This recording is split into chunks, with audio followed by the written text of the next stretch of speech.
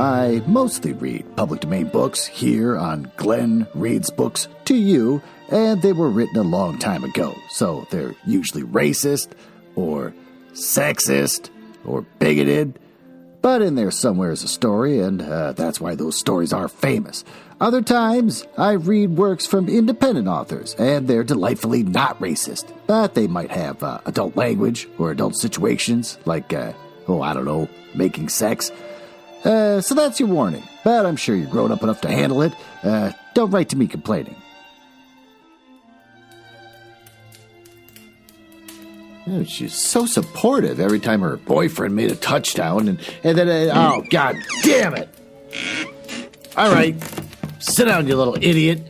I was just thinking about the Super Bowl and how great Taylor Swift is. She's so supportive of her husband. Her husband? Boyfriend? Maybe I slipped up. Maybe they're going to get married. Who knows? It's great. I love it. I love every minute of it.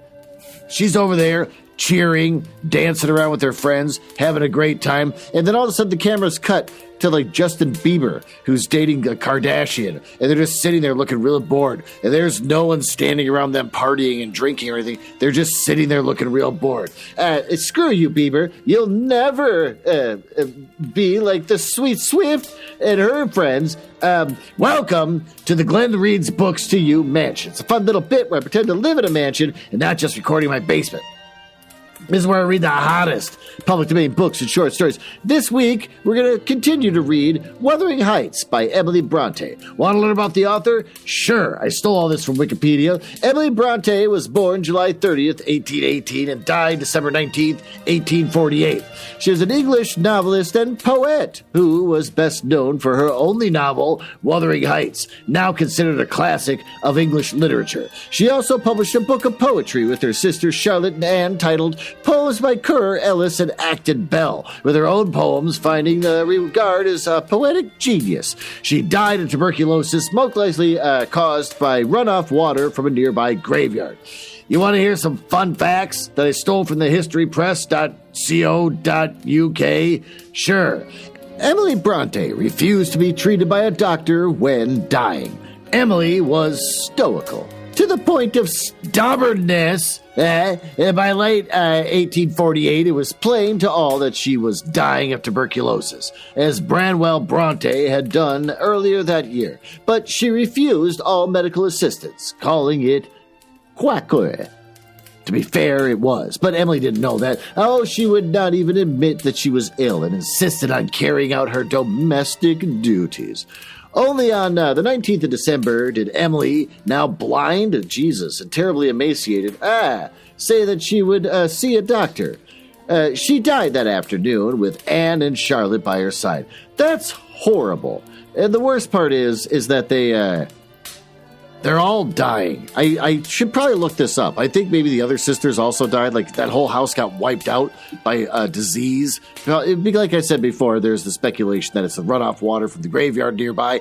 But, my God, Dad dies, Emily dies, and I think the other ones died. I'll have to find that out. I'll tell you in the next episode. But, insane.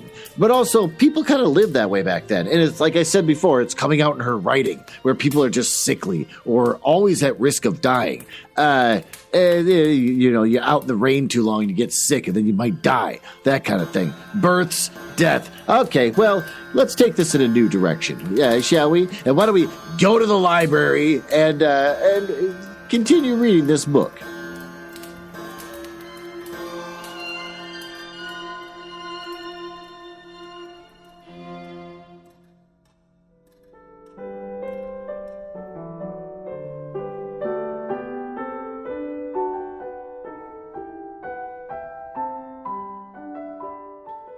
Well, there you go. Why don't you get yourself settled in my chair that you consider some kind of holster for you being the dangerous weapon, where you sheathe yourself like a dangerous sword. I don't know. I'm trying to make you more important than you really are. Burp. Chapter 20. To obviate the danger of this threat being fulfilled, Mr. Linton commissioned me to take the boy home early on Catherine's pony.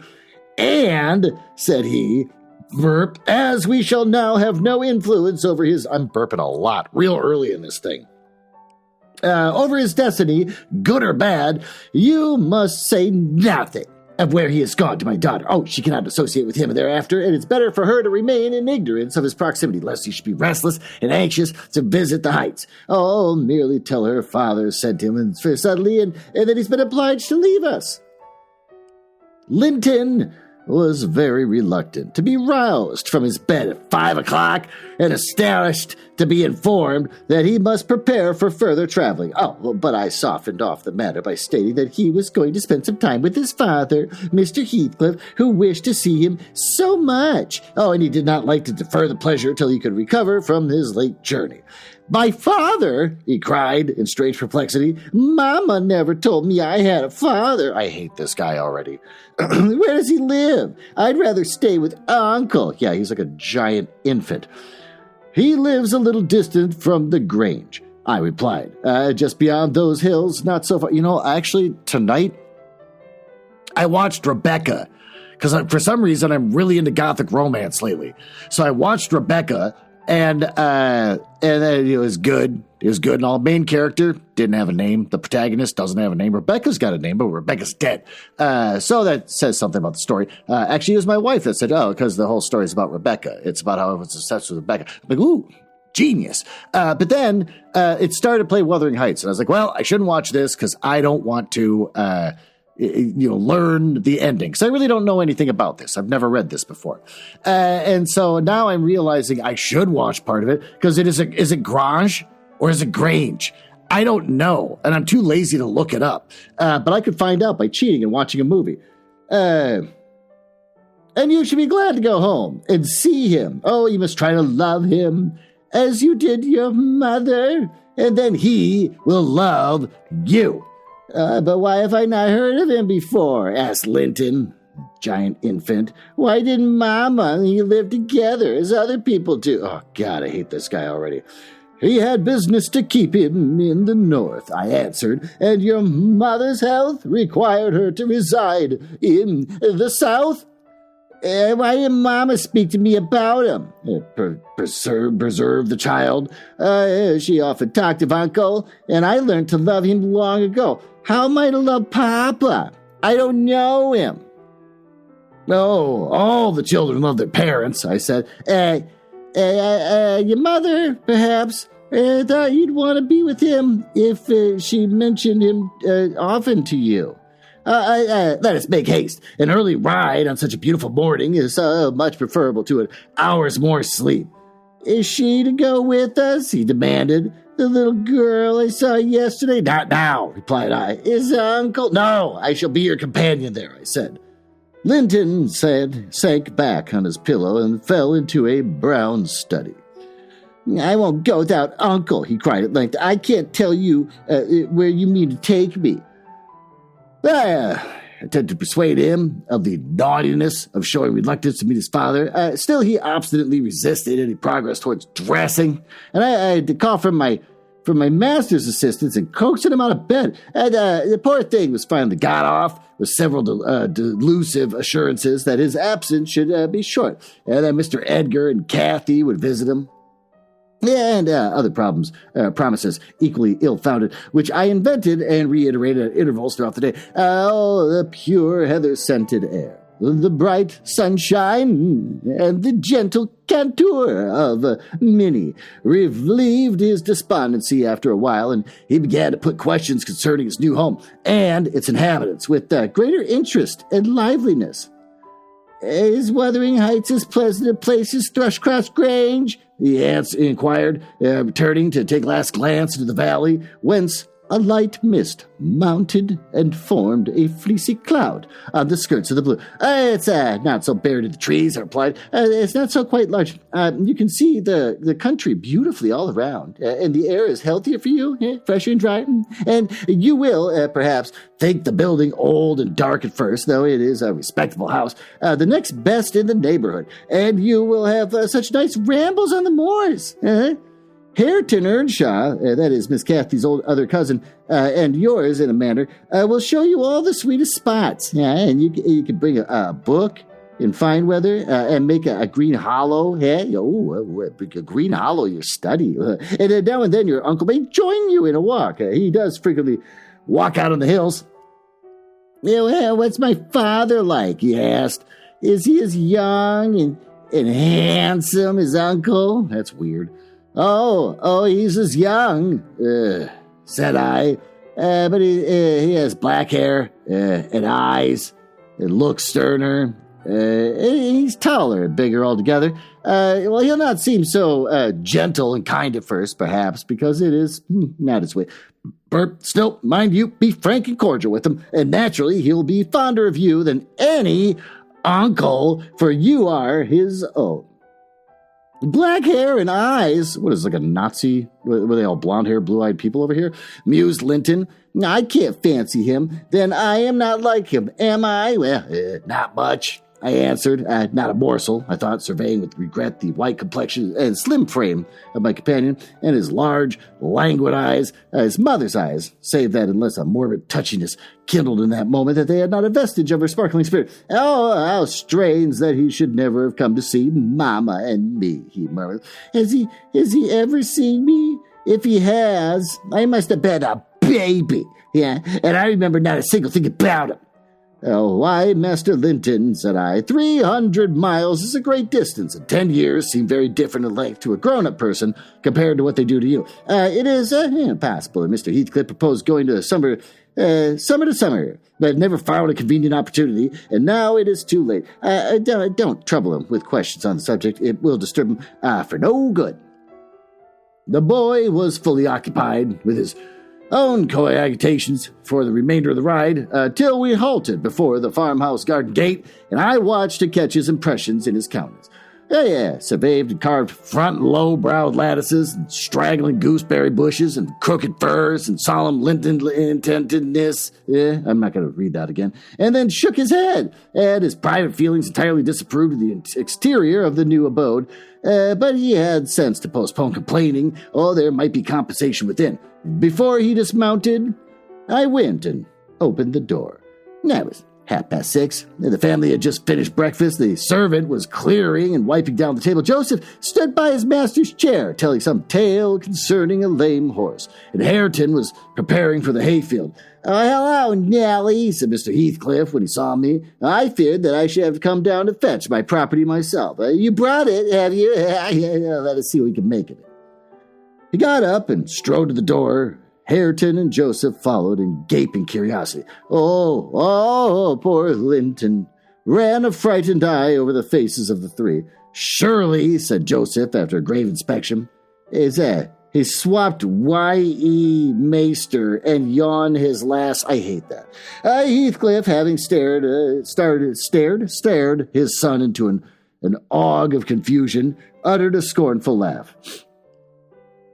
Yeah, God, what a beauty, huh? Yeah, what a lovely, charming thing, he exclaimed. Haven't they reared it on snails and sour milk, Nellie? Oh, damn my soul, but that's worse than I expected. And the devil knows I was not sanguine. But I bid trembling and bewildered child get down and enter. He did not thoroughly comprehend the meaning of his father's speech or whether it was intended for him. Indeed, he was not yet certain that the grim, sneering stranger was his father. But he clung to me with growing trepidation, and on Mr. Heathcliff's taking a seat and bidding him come hither, he hid his face on my shoulder and wept.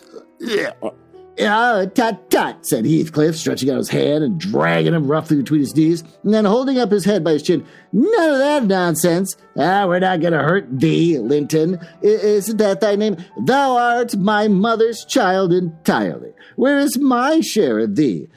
Pulling chicken? He took off the boy's cap and pushed back his thick flaxen curls. Felt his slender arms and his small fingers, during which examination Linton ceased crying and lifted his great blue eyes to inspect the inspector. Do you know me? Asked Heathcliff, adding satisfied of himself the limbs were all equally frail and feeble. No, said Linton with a gaze of vacant fear. You heard of me, I dare say? No, he replied again. No, what a shame of your mother, never to weaken your filial regard of me. You are my son, then, I tell you, and your mother was a wicked slut. Oh, Jesus, to save you in ignorance of the sort of father you possess. Now, don't wince, and color up, though it is something to see you have not white blood. Be a good lad, and I'll do for you. Nellie, if you be tired, you may sit down. If not, get home again. I guess you'll report when you're here to the cipher at the Grange, and this thing won't be settled while you linger about it.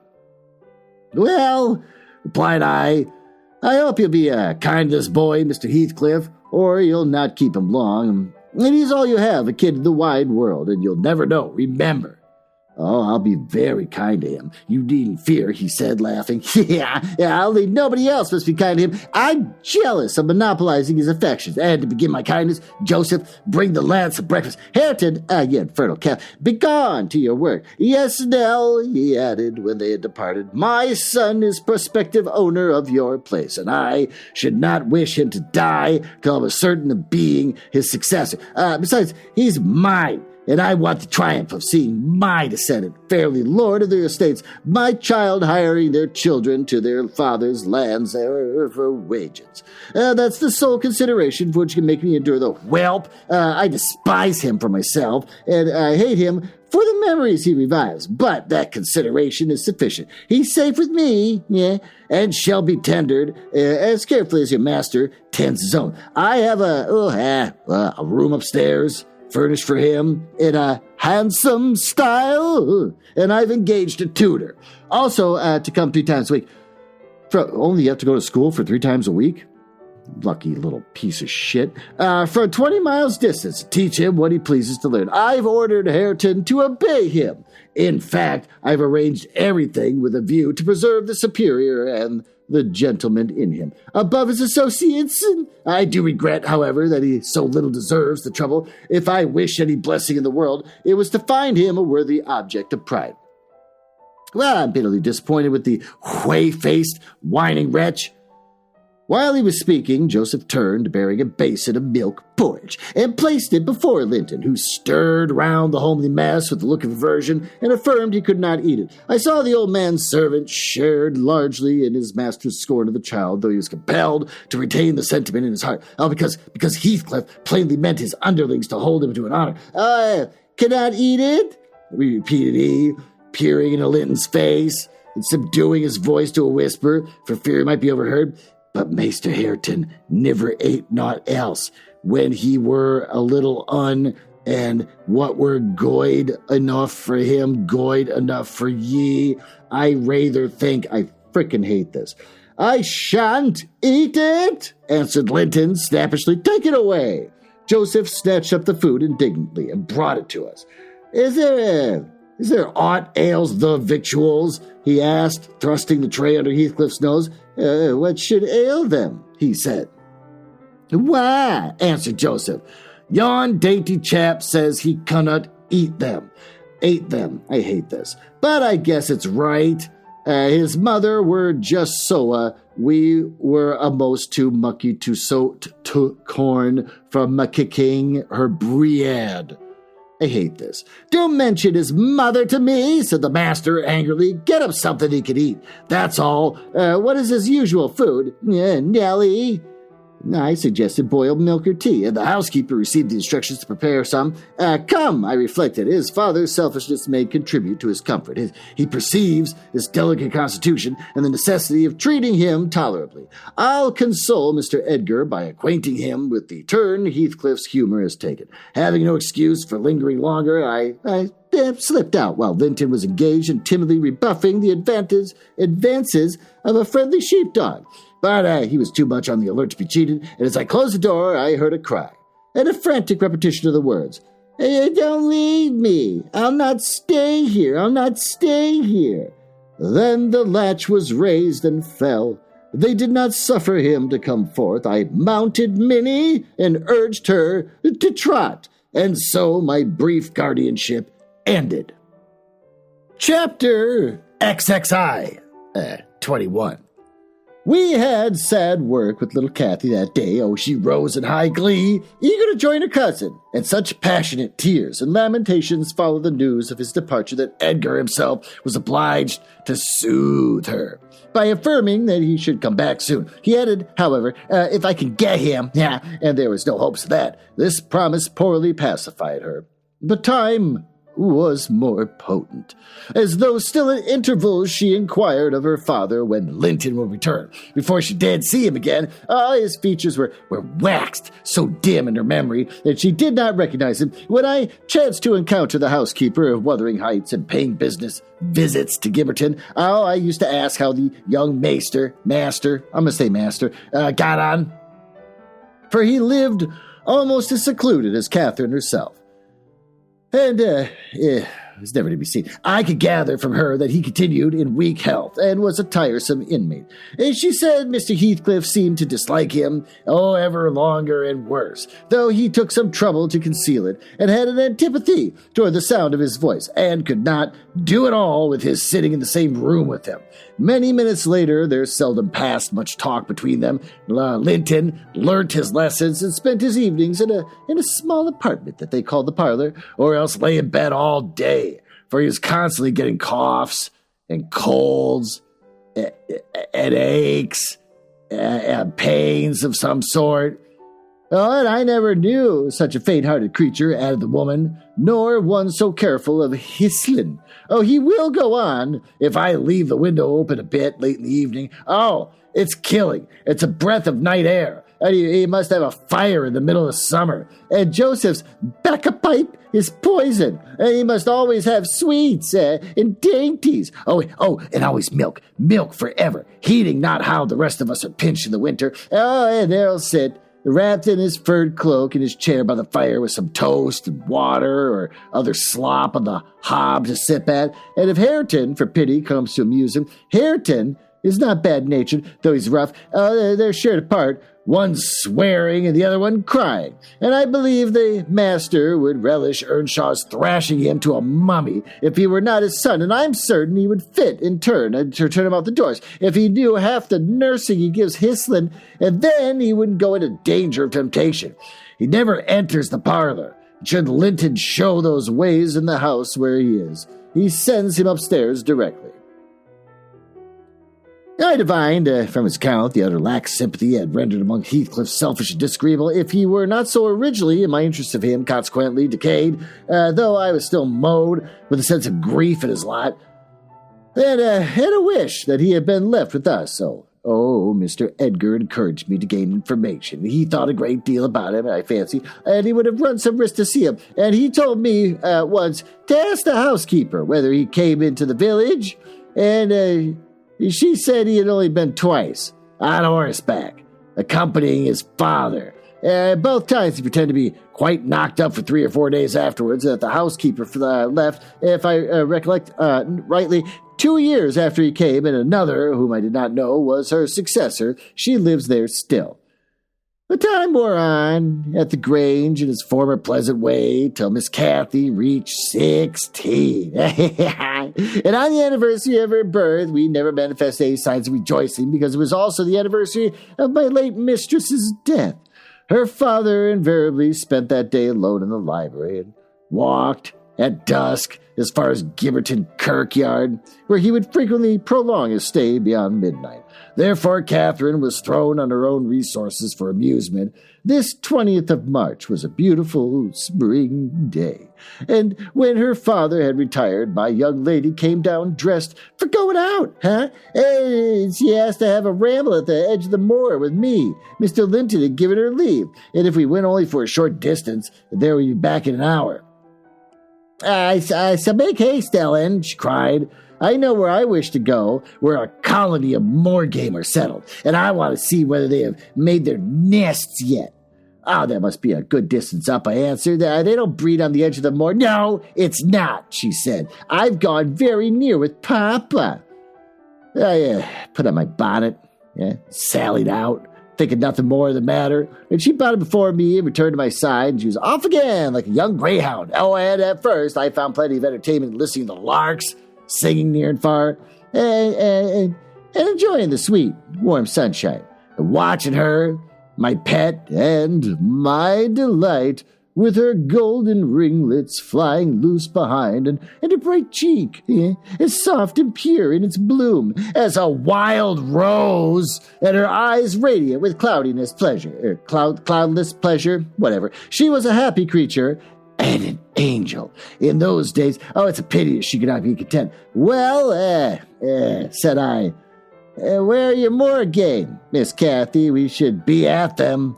The Grange Park fence is a great way off now. Only a little bit further, Ellen, was her answer, continually. Climb to that hillock, past that bank, and by the time you reach the other side, I shall have raised the birds. But there were so many hillocks and banks to climb and pass that at length I began to be weary, and I told her that we must halt, retrace our steps. I shouted to her, as she had outstripped me along the way, and she either did not hear or did not regard, for she still sprang on, and I was compelled to follow. Finally, she dived into a hollow, and before I came in sight of her again, she was 2 miles nearer Wuthering Heights than her own home. And I beheld a couple of persons arrest her, one of whom I felt convinced was Mr. Heathcliff himself.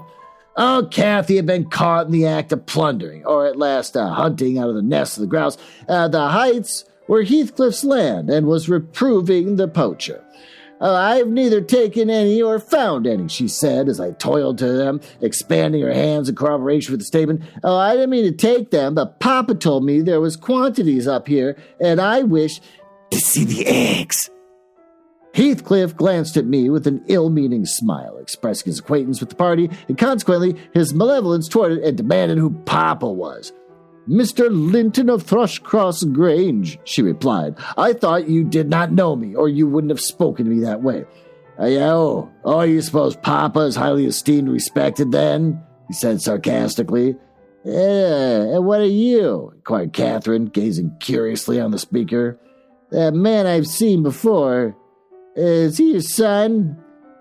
She pointed to Hareton, the other individual who had gained nothing but increased bulk and strength by the addition of 2 years to his age. He seemed as awkward, as rough as ever. Miss Cathy, I interrupted. It'll be 3 hours instead of 1 that we're out presently. We must get going back.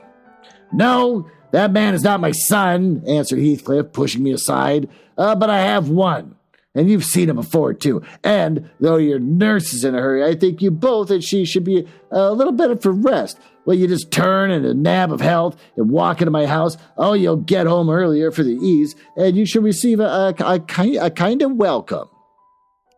I whispered to Catherine that she mustn't, on my account, or on any account, accede to the proposal. It was entirely out of the question. Why? She answered aloud. I'm tired of running, and the ground is dewy. I can't sit here. Let's go, Ellen. Besides, he says I've seen his son.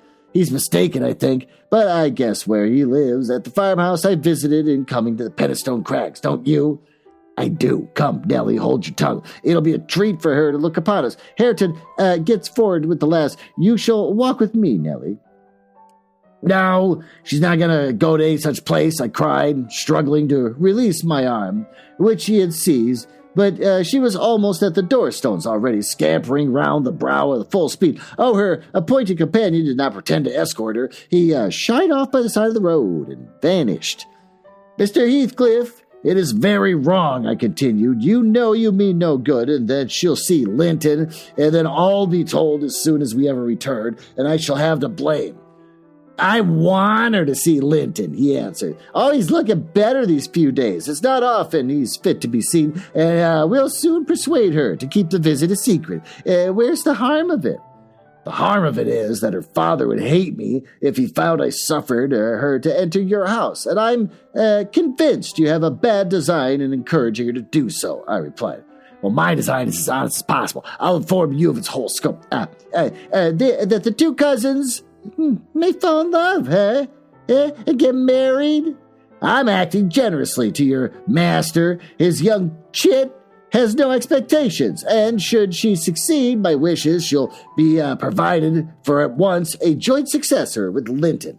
If Linton died, I answered, and his life is quite uncertain, Catherine would be the heir. No, she would not, he said. There's no clause in the will to secure it, so his property would go to me. But to prevent disputes, I desire their union, and I'm resolved to bring it about.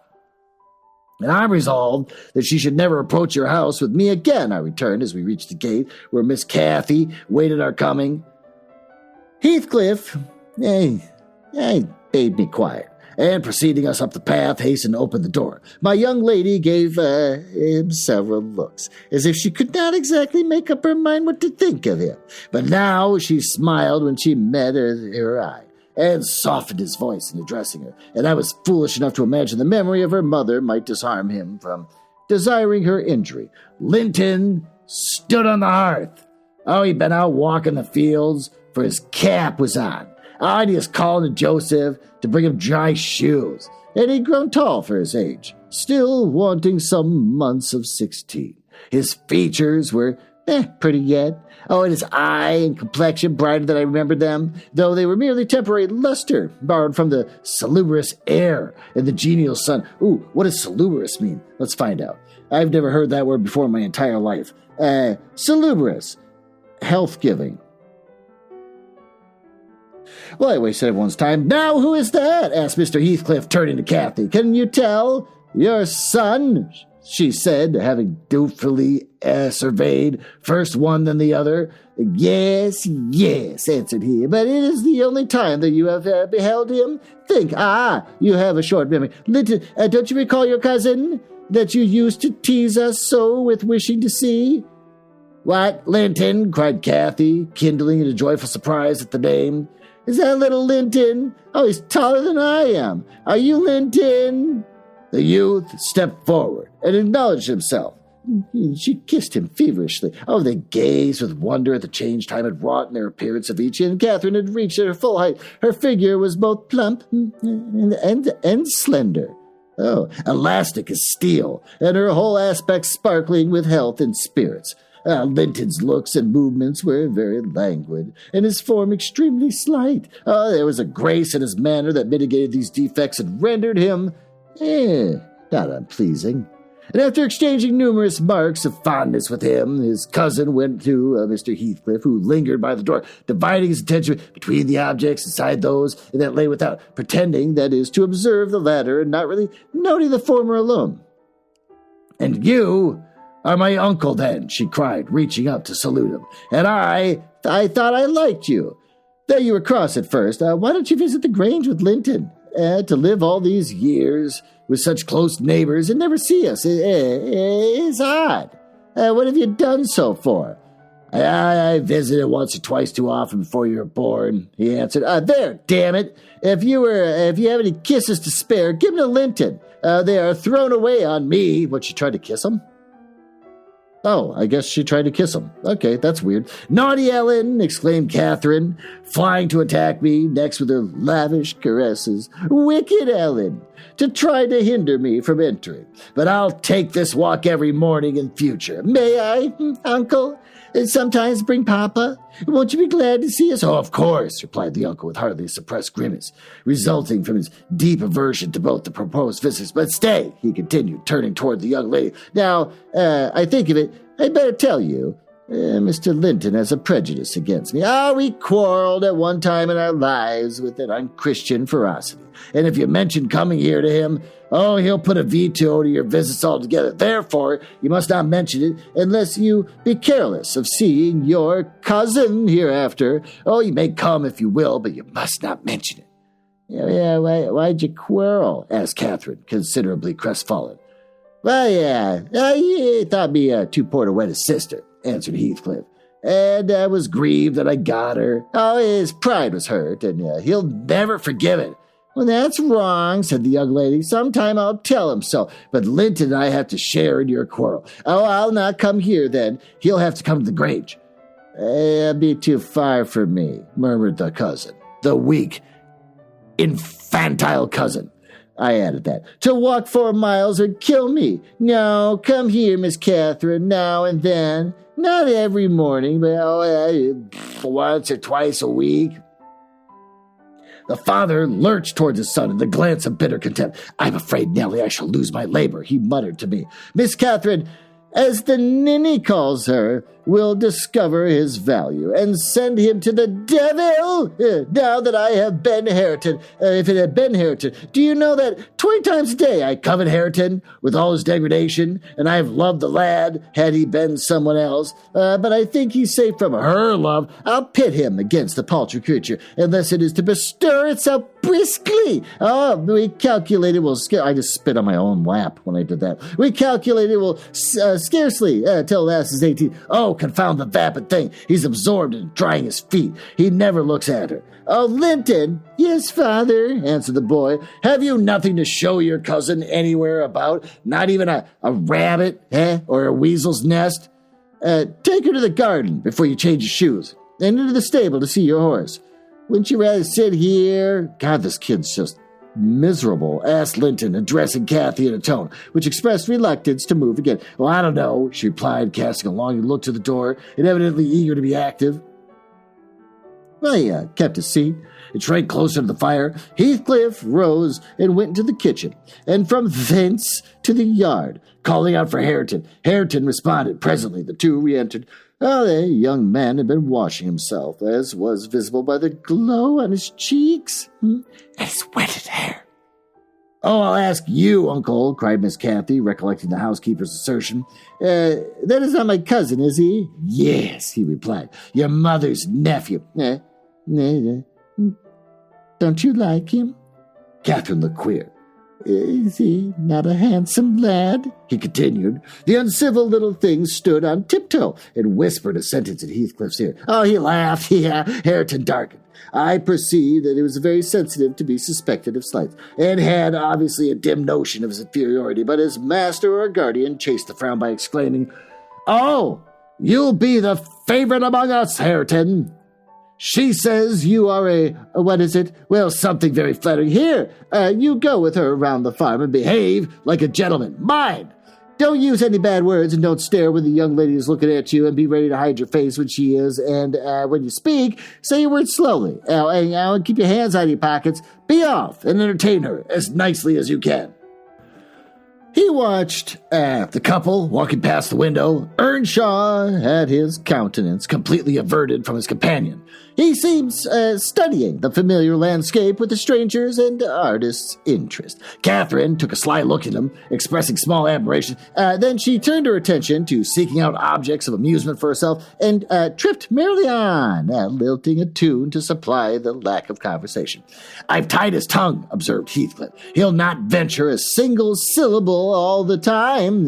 Nellie, you recollect me at his age? Nay, some years younger. Did I ever look so stupid, so gauntless, as Joseph calls it?" "Worse," I replied, "because you're more sullen with it." "I have pleasure in him," he continued, reflecting aloud. "He has satisfied my expectations. If he were born a fool, I should not enjoy it half as much. Oh, but he's no fool, and I can sympathize with all his feelings, having felt them for myself. I know what he suffers now. For instance, exactly, it is merely a beginning of what he shall suffer. I can say this. Shall suffer. There, I said it. Though he'll never be able to emerge from the bathos of coarseness and ignorance. I've got him faster than his scoundrel of a father secured me, and lower. He takes a pride in his brutishness, and I've taught him to scorn everything extra animal as silly and weak. Oh, don't you think Hindley would be proud of his son if he could see him? Almost as proud as I am of mine, but there is no difference. One is gold, put to the use of paving stones, and the other is tin polished to ape a service of silver. Mine has nothing valuable about it, yet I shall have the merit of making it go as far as such poor stuff can go. His, in italics, had first-rate qualities, and they are lost, rendered worse than unavailing. I, in italics, have nothing to regret. He, in italics, would have more than any, but I are aware of. And the best of it is, Hareton is damnably fond of me. Oh, you'll own that I've outmatched Hindley here, huh? If the dead villain could rise from his grave and abuse me for his offspring's wrongs, Well, I should have the fun of seeing the said offspring fight him back again, indignant that he should dare to rail at one friend he has in the world. Heathcliff chuckled a fiendish laugh at the idea, and I made no reply because I saw that he expected none. Meantime, our young companion, who sat so removed from us to hear what he said, began to evince symptoms of uneasiness, probably repenting that he had denied himself the treat of Catherine's society for fear of a little fatigue. His father remarked the restless glances wandering to the window, and the hand irresolutely, I can say these words, extended toward his cap. Get up, you idle boy, he exclaimed with assumed heartiness. Away after them. They are just at the corner, by the stand of hives. Linton gathered his energies and left the hearth. The lattice was open, and as he stepped out, I heard Cathy inquiring her unsociable attendant, what was that inscription over the door? Hareton looked up. Scratched his head, like a true clown. Some damnable writing, he answered. I cannot read it. Can't read it, cried Catherine. I can read it. It's English, but I want to know why it's there. Linton giggled. In the first appearance of mirth he had exhibited, he does not know his letters, he said to his cousin. Could you believe in the existence of such a colossal dunce? Is he all as he should be, asked Miss Cathy seriously, or is he simple? Not right? I've questioned him twice now, and each time he looks so stupid. I think he does not understand me, and I can hardly understand him, I'm sure. Linton repeated his laugh, and glanced at Hareton tauntingly, who certainly did not seem quite clear of comprehension at the moment. There's nothing the matter but laziness, is there, Earnshaw? He said. My cousin fancies you are an idiot. There you experience the consequence of scorning book learning, in quotes, as you would say. Have you noticed, Catherine, his frightful Yorkshire pronunciation? I got my own pronunciation. Why, where the devil is he, is the use on't, growled Hareton, more ready in his answering in the Daily Companion. I was about to enlarge further, but the two youngsters broke into a noisy fit of merriment, my giddy miss being delighted to discover that she might turn his strange talk to matter of amusement. Where is the use of the devil in that sentence, tittered Linton. Papa told you not to say any bad words, and you can't open your mouth without one. Oh, yeah, do try to behave like a gentleman. Now do. If thou wert more a lass than a lad, I'd fell thee this minute. I would, pitiful lath of a crater, retorted the angry boor, retreating, while his face burnt with mangled rage and mortification. He was conscious of being insulted, and embarrassed how to resent it.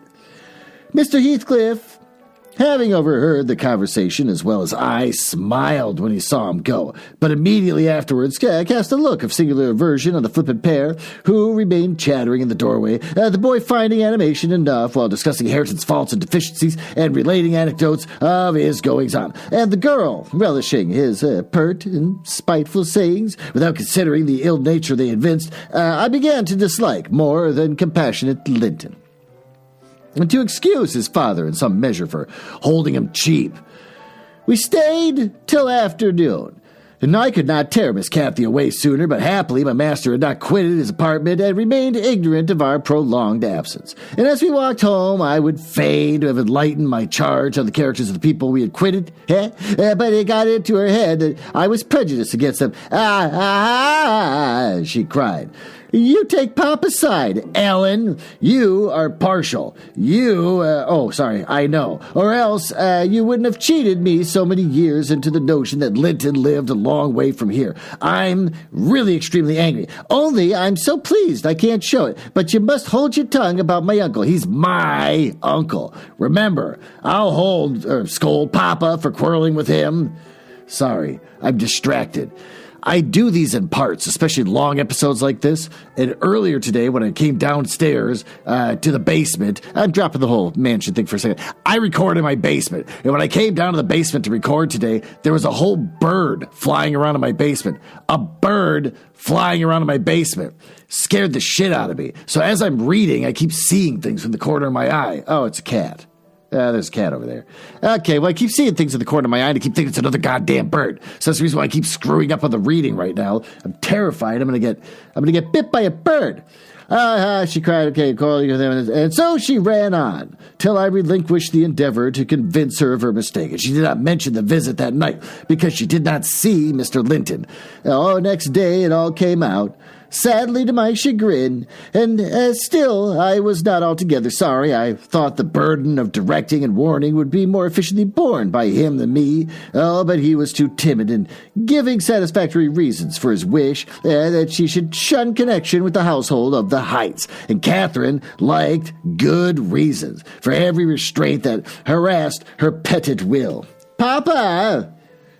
She exclaimed after the morning salutations. "Guess whom I saw yesterday in my walk on the moors? Papa, you started. You're not done right. Have you now? I saw, but listen, and you shall hear how I found you out, and Ellen, who is in league with you, and yet pretended to pity me. So when I kept hoping and was always disappointed about Linton's coming back." She gave a faithful account of her excursion and on its consequences, and my master, though he cast more than one reproachful look to me, said nothing till she had concluded. Then he drew her near him and asked if she knew why he had concealed Linton's near neighborhood from her. Could she think it was to deny her a pleasure that she might harmlessly enjoy? "It's because you dislike Mr. Heathcliff," she answered. "Then you believe I care more for my own feelings than yours, Cathy?" he said. "No, it was not because I dislike Mr. Heathcliff, but because Mr. Heathcliff dislikes me, and is a most diabolical man, delighting to wrong and ruin those he hates if they gave him the slightest opportunity. I knew that you could not keep up with an acquaintance with your cousin without being brought into contact with him, and I knew he should detest you on my account. So, for your own good, and nothing else, I took precautions that you should not see Linton again. And I meant to explain this sometime as he grew older, and I'm sorry I delayed it." But Mr. Heathcliff is quite cordial, Papa," observed Catherine, not at all convinced, "and he didn't object to our seeing each other. He said I might come to his house when I pleased, only I must not tell you, because you had quarreled with him and would not forgive him for marrying Aunt Isabella. And you won't. You are the one to be blamed, and he is not willing to let us be friends, at least Linton and I, and you are not." Oh, my master, perceiving that she would not take his word for her uncle-in-law's evil disposition, gave a hasty sketch of his conduct to Isabella, and manner of which Wuthering Heights became his property. He would not bear to discourse upon the topic, for he spoke little of it. He still felt the same horror and detestation of his ancient enemy that had occupied his heart ever since Mrs. Linton's death. She might have been living yet if it had not been for him. He was constant bitter reflection. In his eyes, Heathcliff seemed a murderer. Miss Cathy, conversant, with no bad deeds except her own slight acts of disobedience, justice, and passion, arising from hot temper and thoughtlessness, and repented of the day that they were committed, was amazed at the blackness of spirit that could brood on and cover revenge for years, and deliberately prosecute its plans without hesitation or remorse. She appeared so deeply impressed and so shocked at his new view of human nature, excluded from all her studies and all her ideas till now, that Mr. Edgar deemed it unnecessary to pursue the subject. He merely added, "You will know hereafter, darling, why I wish you to avoid his house and family. Now return to your old employments and amusements, and think no more about them." Well, Catherine kissed her father and then sat down quietly to her lessons for a couple of hours, according to custom, and then she accompanied him to the grounds, and the whole day passed as usual. But in the evening, when she retired to her room and I went to help her undress, I found her crying on her knees by the bedside. "Oh, fie, silly child," I exclaimed. "If you had any real griefs, you'd be ashamed to waste a tear on this little contrariety. You have never had one shadow of substantial sorrow, Miss Catherine. Suppose for a minute that Master and I were dead, and then you were by yourself in the world. Well, how would you feel then? Compare the present occasion with such an affliction as that, and be thankful for the friends you have, instead of coveting more. I'm not crying for myself, Ellen, she answered. It's for him. He expected to see me again tomorrow, and there he'll be so disappointed, and he'll wait for me, and I shan't come. Nonsense, said I. Do you imagine that he's thought as much about you as you have of him? Hasn't he, Hareton, for company, for companion? Not 1 in 100 would weep at losing. I still think I see birds everywhere. Linton will conjecture how it is, and trouble himself to know further about you. But may I not write a note and tell him why I cannot come? She asked, rising to her feet, and just send those books I promised to lend him. His books are not as nice as mine, and he wanted to have them extremely when I told him how interesting they were. May I not, Ellen? No, indeed, I replied with derision. Then he could write to you, and there'd never be any end of it. No, Miss Catherine, the acquaintance must be dropped entirely, so Papa expects, and I shall see to be done. How can one little note, she recommenced, putting on an imploring countenance. Silence, I interrupted. We will not begin with your little notes. Get to bed. She threw at me, a very naughty look, so naughty that I would not kiss her goodnight at first. I covered it up, and I shut the door in great displeasure, but, repenting halfway, I returned softly, and lo! There was Miss standing at the table with a bit of blank paper before her, pencil in her hand, which she so guiltily slipped out of my sight in my entrance. Oh, yeah, you'll get nobody to take that, Catherine, I said, if you write it, and at present I shall put out your candle. Oh, I set the extinguisher on the flame, receiving as I did, so a slap on my hand and a petulant cross thing, and I quitted her again as she drew the bolt of one of her worst, most peevish humors. The letter was finished and forwarded to its destination by a milk fetcher who came from the village. But that I didn't learn till some time afterwards. Weeks passed on, and Cathy recovered her temper, though she grew wondrous fond of stealing off to corners by herself, and often, if I came near her, suddenly while reading, she'd start and bend over the book, evidently desirous to hide it, and I detected edges of loose paper sticking out beyond the leaves. Oh, she also got a trick of coming down early in the morning and lingering about the kitchen, as if she were expecting the arrival of something. And she had a small drawer in a cabinet in the library, which she would trifle over for hours, and those whose key she took special care to remove when she left it.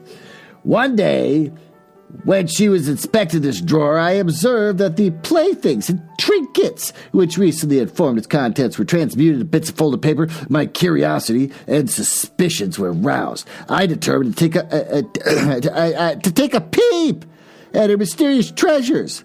So at night, as soon as she and my master were safe upstairs, I searched and readily found among my house keys one that would fit the lock. Having opened, I emptied the whole contents into my apron and took them with me to examine, at leisure, in my own chamber.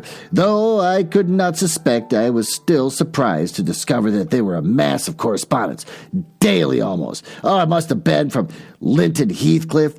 Answers, the documents forwarded by her, the earlier dated, were embarrassed and short. Gradually, however, they expanded into copious love letters, foolish as the age of the writer rendered neutral, yet with touches here and there which I thought were borrowed from a more experienced source. Some of them struck me as singularly odd compoundments of ardor and flatness, commencing in a strong feeling and concluding in the affected wordy style that a schoolboy might use a fancied and corporal sweetheart. Whether they satisfied Cathy, I don't know. But they appeared very worthless trash to me, and after turning over as many as I thought proper, I tied them in a handkerchief and set them aside, relocking the vacant drawer. Following her habit, my young lady descended early and visited the kitchen, and I watched her go to the door on arrival of a certain little boy, and then while the dairymaid filled his can, she tucked something into his jacket pocket. and plucked something out. I went round by the garden and laid wait for the messenger, who fought valorously to defend this trust, and then we split the milk between us, and I succeeded in abstracting the epistle, and then threatening serious consequences if he did not look sharp home. I remained under the wall and perused Miss Cathy's affectionate composition. It was more simple and more eloquent than her cousin's, very pretty and very silly, and I shook my head, and we would meditate in the house. Oh, the day being wet, that we could not divert herself with rambling about the park. So, at the conclusion of her morning studies, she resorted to the solace of the drawer, and her father sat reading at the table, and I, on purpose, had sought a bit of work in some unripped fringes of the window curtain, keeping my eyes steadily fixed on her proceedings. Never did any bird flying back to the plunderous nest, which it had left brimful of chirping young ones, express more complete despair in its anguished cries and flutterings. Then she, by a single "oh," and the change that transfigured her late happy countenance, Mr. Linton looked up. What's the matter, love? Have you hurt yourself? He said. His tone and look assured her he had not been discoverer of the board. "No, Papa," she gasped. Ellen, come upstairs. I'm sick." No, I obeyed her summons and accompanied her out. "Oh, Ellen, have you got 'em?" she commenced, immediately dropping on her knees when we had closed alone. "Oh, give 'em to me, and I'll never do so again. Don't tell Papa. Have you not told Papa, Ellen? Say you've not. I've been exceedingly naughty, but I won't do it any more." And with a grave severity in my manner, I bade her stand up. "So," I exclaimed, "Miss Catherine, you're tolerably far on, it seems, and you may well be ashamed of them. A fine bundle of trash you study in your leisure hours, to be sure. Why, it's good not to be printed, and what do you suppose the master will think when I display it before him? Oh, I haven't shown it yet, and you needn't imagine I should keep your ridiculous secrets. For shame! You must have led the way in writing such absurdities.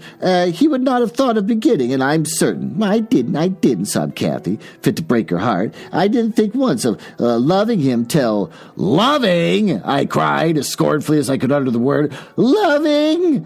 Did anybody ever hear the like? I might just well talk of loving the miller who comes once a year to buy a quart. Pretty loving indeed, and both times together. You've seen Linton hardly 4 hours in your life. Oh, now here's the babyish trash, and I'm going to go with it to the library. We'll see how your father says to such loving." She sprang at her precious epistles, held them above my head, and when she poured out further frantic entreaties that I would burn them, do anything rather than show them, and being really fully as much inclined as to laugh and scold, for I esteemed it all girlish vanity, I at length relented in a measure, and asked, "If I consent to burn them, will you promise faithfully neither to send nor receive a letter again, nor a book, for I perceive that you've sent him books, nor locks of hair, nor rings, nor playthings?" "We don't send playthings," cried Catherine, her pride overcoming her shame. "Well, nor anything at all then, my lady," I said, "unless you will, here I go." "Oh, I promise, Ellen," she cried, catching a dress. "Oh, put him in the fire, do." But when I proceeded to open a place with the poker, the sacrifice was too painful to be borne, and she earnestly supplicated that I should spare her one or two. One or two, Ellen, to keep for Linton's sake. I unknotted the handkerchief and commenced dropping them from an angle, and a flame curled up the chimney. "Oh, I will have one, you cruel wretch," she screamed, darting her hand to the fire and drawing forth some half-consumed fragments at the expense of her fingers. "Very well, and I will have some to exhibit to Papa," I answered, shaking the backrest into the bundle and turning anew to the door.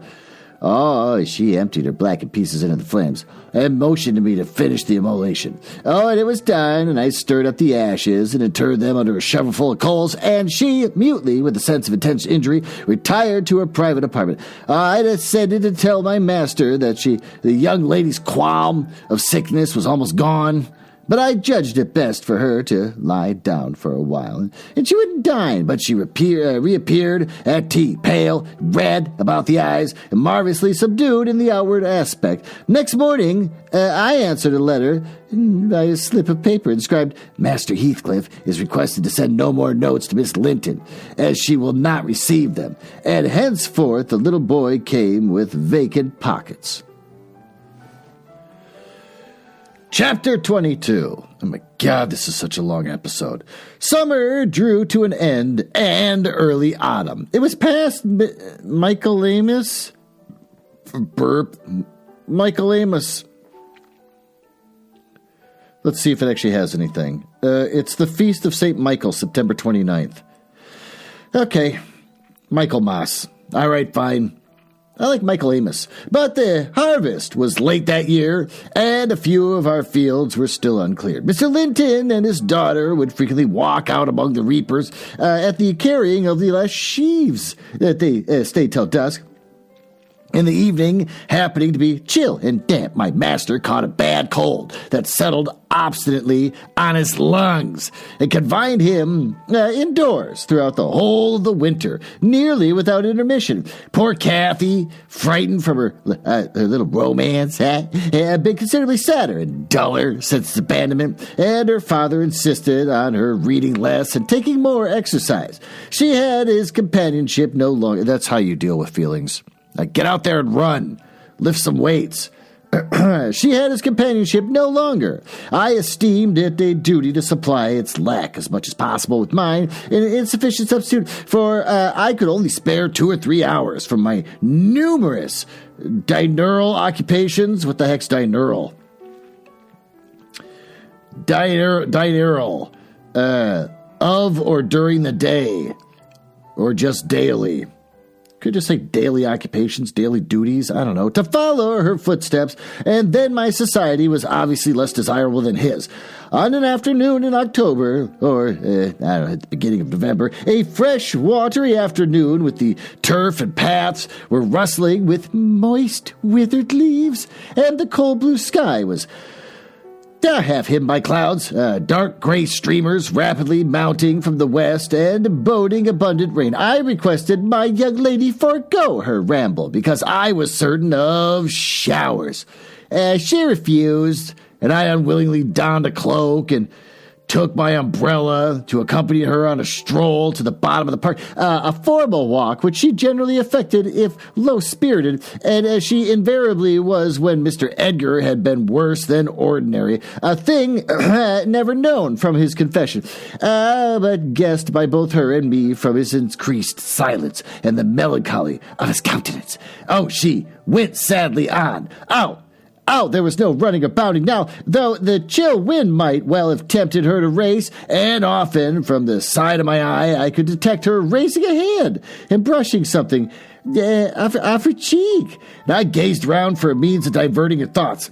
Burp, and on one side of the road rose a high, rough bank where hazels and stunted oaks, with their roots half exposed, held uncertain tenure. Though the soil was too loose for the latter, and strong winds had blown some nearly horizontal. In the summer, Miss Catherine delighted to climb among these trunks and sit in the branches swinging 20 feet above the ground. And I, pleased with her agility and her light, childish heart, still considered it proper to scold every time I caught her at such an elevation.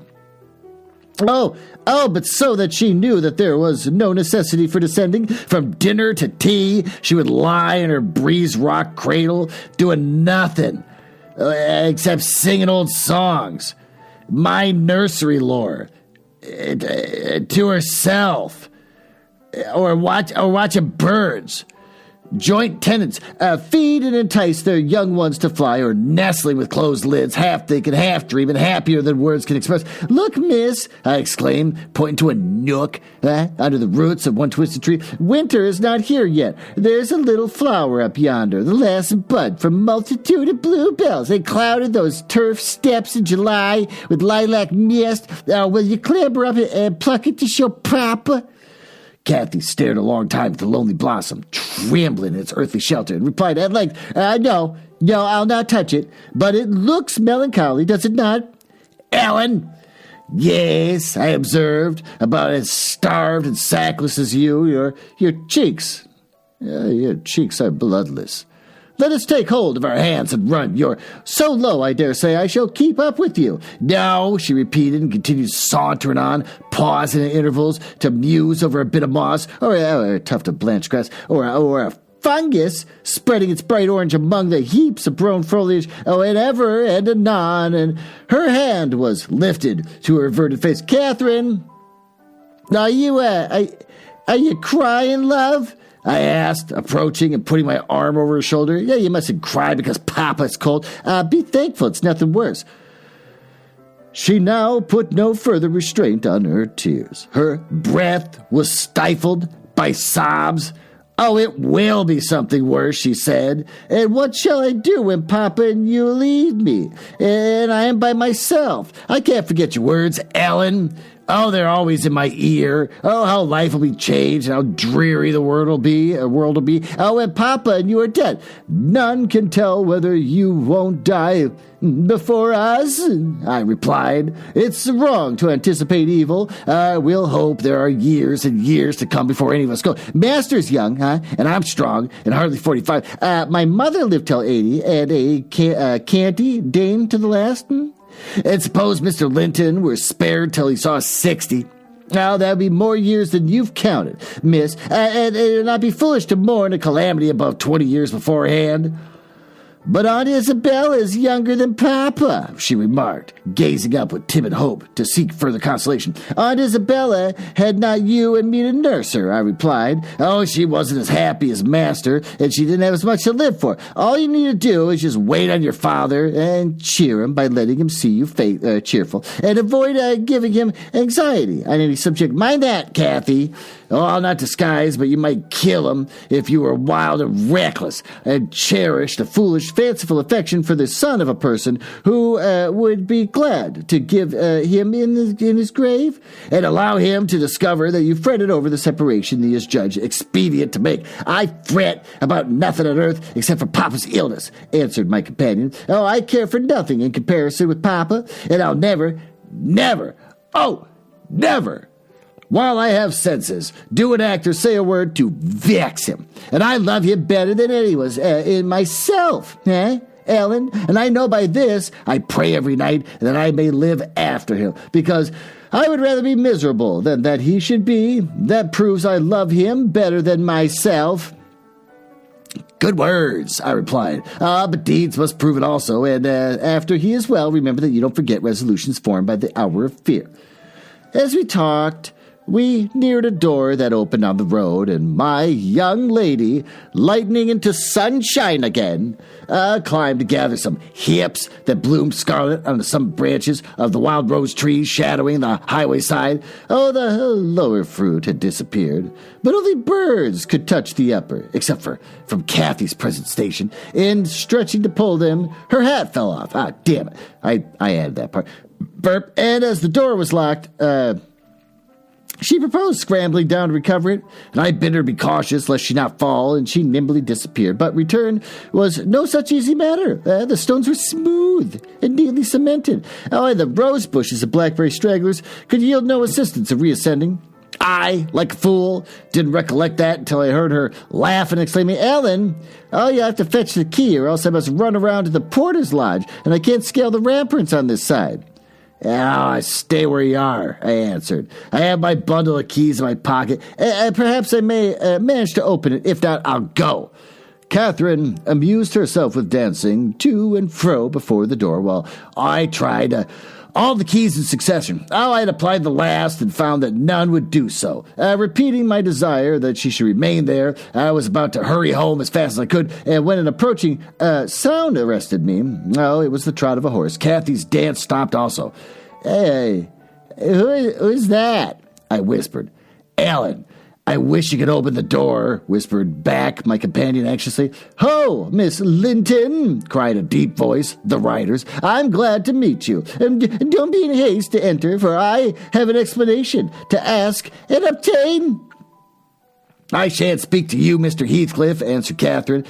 Papa says you're a wicked man, and You hate both him and me, eh? And Ellen says the same. Well, that's nothing to the purpose, says Heathcliff. It was. I don't hate my son. I suppose it is concerning to him that I demand your attention. Yes, you have cause to blush. 2 or 3 months since. Were you, not the habit of writing to Linton? Making love and play?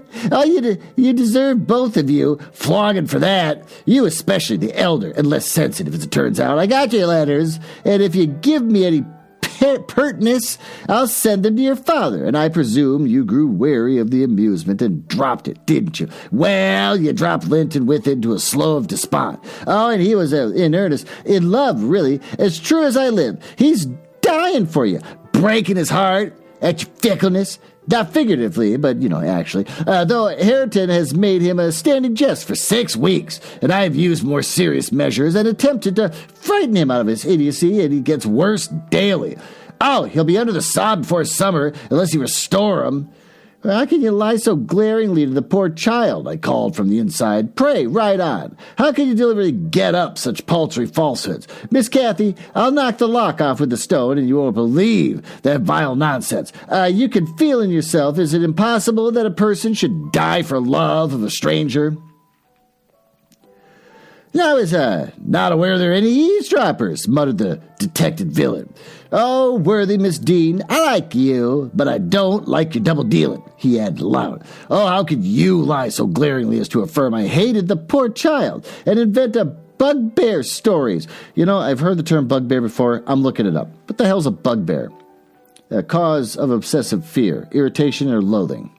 An imaginary being invoked to frighten children, typically a sort of hobgoblin supposed to devour them. Late 16th century. Okay, well, then none of this is stupid. I just wasted all of our time. To terrify him from the doorstones, Catherine Linton, the very name warms me. My bonny lass, I shall be home all this week. Go and see if I have not spoken the truth. Do. There's, darling, just imagine your father in my place and Linton in yours, and then think how you'd like to value your careless lover if he refused to stir a step to comfort you. When your father himself entreated him, and don't, from pure stupidity, fall into the same error, I swear on my salvation he's going to this grave, and none but you can save him. The lock gave way, and I issued out. I swear Linton is dying, repeated Heathcliff, looking hard at me. And grief and disappointment are hastening his death. Nellie, if you won't let her go, will you walk over yourself? But I shall not return till this time next week, and I think your master himself would scarcely object to her visiting your cousin. Come in, said I, taking Cathy by the arm and half forcing her to re-enter, for she'd lingered, viewing with troubled eyes the features of the speaker, too stirred to express his inward deceit. He pushed his horse close, and bending down, observed, Miss Catherine, I'll own to you that I have a little patience with Linton, and Hareton and Joseph have less, and I own that he's, with a harsh set. He pines, for kindness as well as love, and a word from you would, be his best medicine, Oh, don't mind Mrs. Dean's cruel cautions, but be generous and contrive to see him. He dreams of you day and night, and cannot, perhaps, be persuaded that you don't hate him, since you neither write nor call. I closed the door and rolled a stone to assist the loosened lock into holding it, and spreading my umbrella, I drew my charge underneath, for the rain began to drive through the moaning branches of the trees, and warned us to avoid delay. Our hurry prevented any comment from the encounter from Heathcliff, as we stretched towards home, but I divined instinctively that Catherine's heart was clouded now in double darkness. Her features were so sad. Oh, and they did not seem hers. Oh, she seemed evidently regarded what she had heard as every syllable true. The master had retired for rest before we came in, and Cathy stole to his room to inquire how he was and how he'd fallen asleep. She had returned and asked me to sit in with her in the library. We took our tea together, and afterwards she lay down on the rug and told me not to talk, for she was weary. Can you do that? Hey, come hang out with me in this room. I'm tired. Don't talk. That seems really weird. I got a book and pretended to read. As soon as she was supposed to be absorbed in my occupation, she recommenced her silent weeping. It appeared at present her favorite diversion. I suffered her to enjoy it a while, and then I exploded, deriding and ridiculing all Mr. Heathcliff's assertions about his son, as if I were certain that he would coincide. Alas, I hadn't skill to counteract the effect his account had produced. It was just what he intended. You may be right, Ellen, she answered, but I shall never feel at ease till I know. I must tell Linton it's not my fault that I don't write, and convince him that I shall not change. What use were anger and protestations against her silly credulity? Oh, we parted that night, hostile, but next day beheld me on the road to Wuthering Heights, and by the side my wilful young mistress's pony. Oh, I couldn't bear to witness her sorrow, to see her pale, dejected countenance, and her heavy eyes, and I yielded in the faint hope that Linton himself might prove, by his reception of us, how little of the tale was in found fact.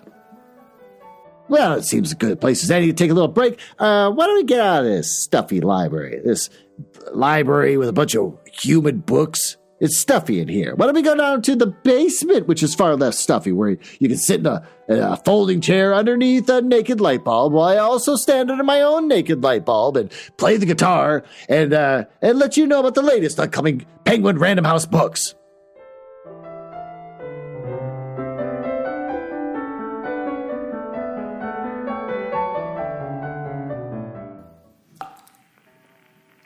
Ah, there you are.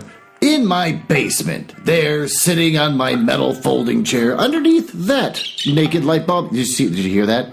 Did you hear that? I'm doing a fun little thing. I for real had a bird in my basement earlier, and now I'm doing a fun little thing where I've got birds in this basement. Isn't that fun? That's the power. That's the power of radio. Here, let me play my guitar for you while I let you know about a latest Penguin Random House book, Royal Blood by Amy Carter. That's Amy with two E's. One of them's got like a little schwa over it. I don't know what that is. It looks French. It's part of Royal Blood, category teen and young adult fiction. About Royal Blood? Sure. Damn it. Royalty, murder, and scandal combine in this thrilling new series about an American girl who becomes the British monarchy's greatest nightmare. Oh, this sounds delicious. As the King of England's illegitimate daughter, 17-year-old Evan Bright knows a thing or two about keeping secrets. But when she's forced to spend the summer in London with her father and the royal family, who aren't exactly thrilled she exists, her identity is mysteriously revealed, and suddenly the world is dying to know every juicy lie the press prints about her. Oh, after a fun night turns deadly, what? And Evan becomes the primary suspect in a murder investigation. The hell, just gonna throw that in there? The escalating rumors and fallout threaten to tear her life apart as she fights to uncover the truth about what happened. She discovers royal secrets that are even more scandalous than she imagined. The secrets that could change the monarchy forever. And her own, maybe next.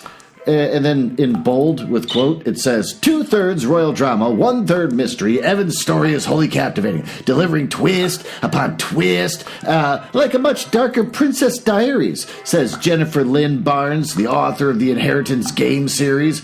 Oh, good. It's kind of like the early days a couple of years ago with podcasting. Everyone was on Twitter, and we all listened to each other's shows, and we were all each other's own audience. And that's basically what's happening with teen and young adult fiction. That's Royal Blood by Amy Carter, who's on tour right now. That's got to be fun. You can get it for paperback, $12.99, coming out February 20th at Amazon, Barnes & Noble, Books A Million, Bookshop.org, Hudson Booksellers, Powell's, Target.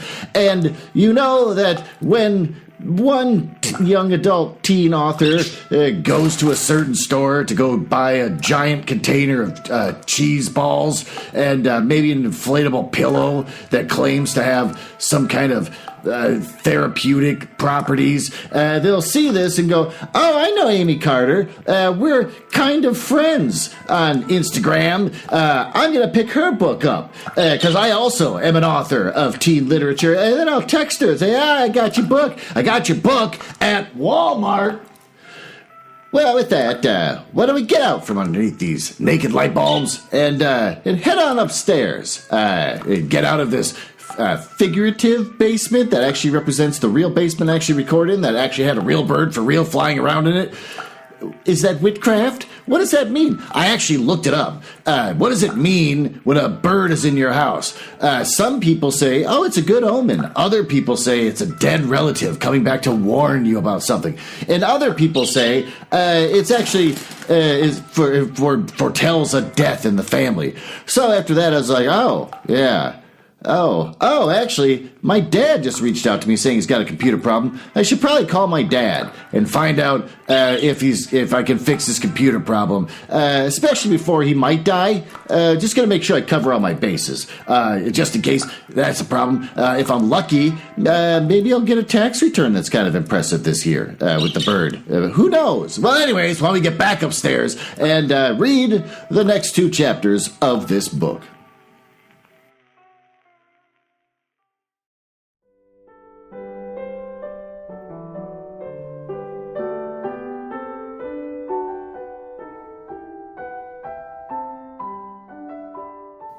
Well, there you are. Why don't you get yourself settled? Why don't you holster yourself like the dangerous weapon you are?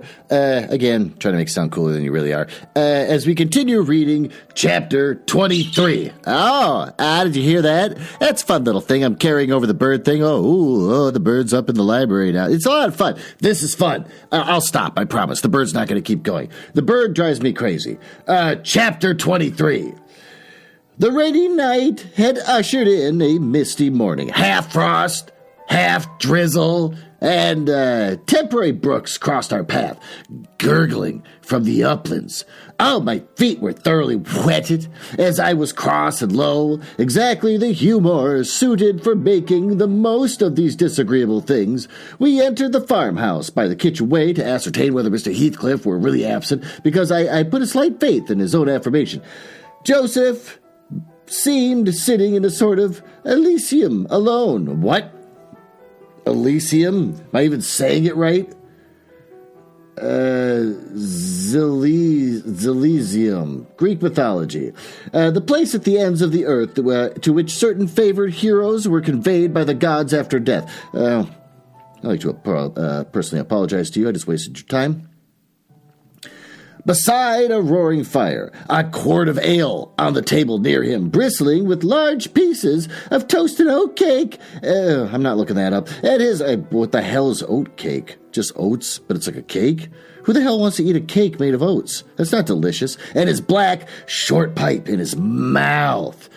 Catherine ran to the hearth to warm herself. I asked if the master was in, and my question remained so long unanswered that I thought the old man had grown deaf, and repeated it louder. Na-a, he snarled, or rather screamed through his nose. Screamed through his nose.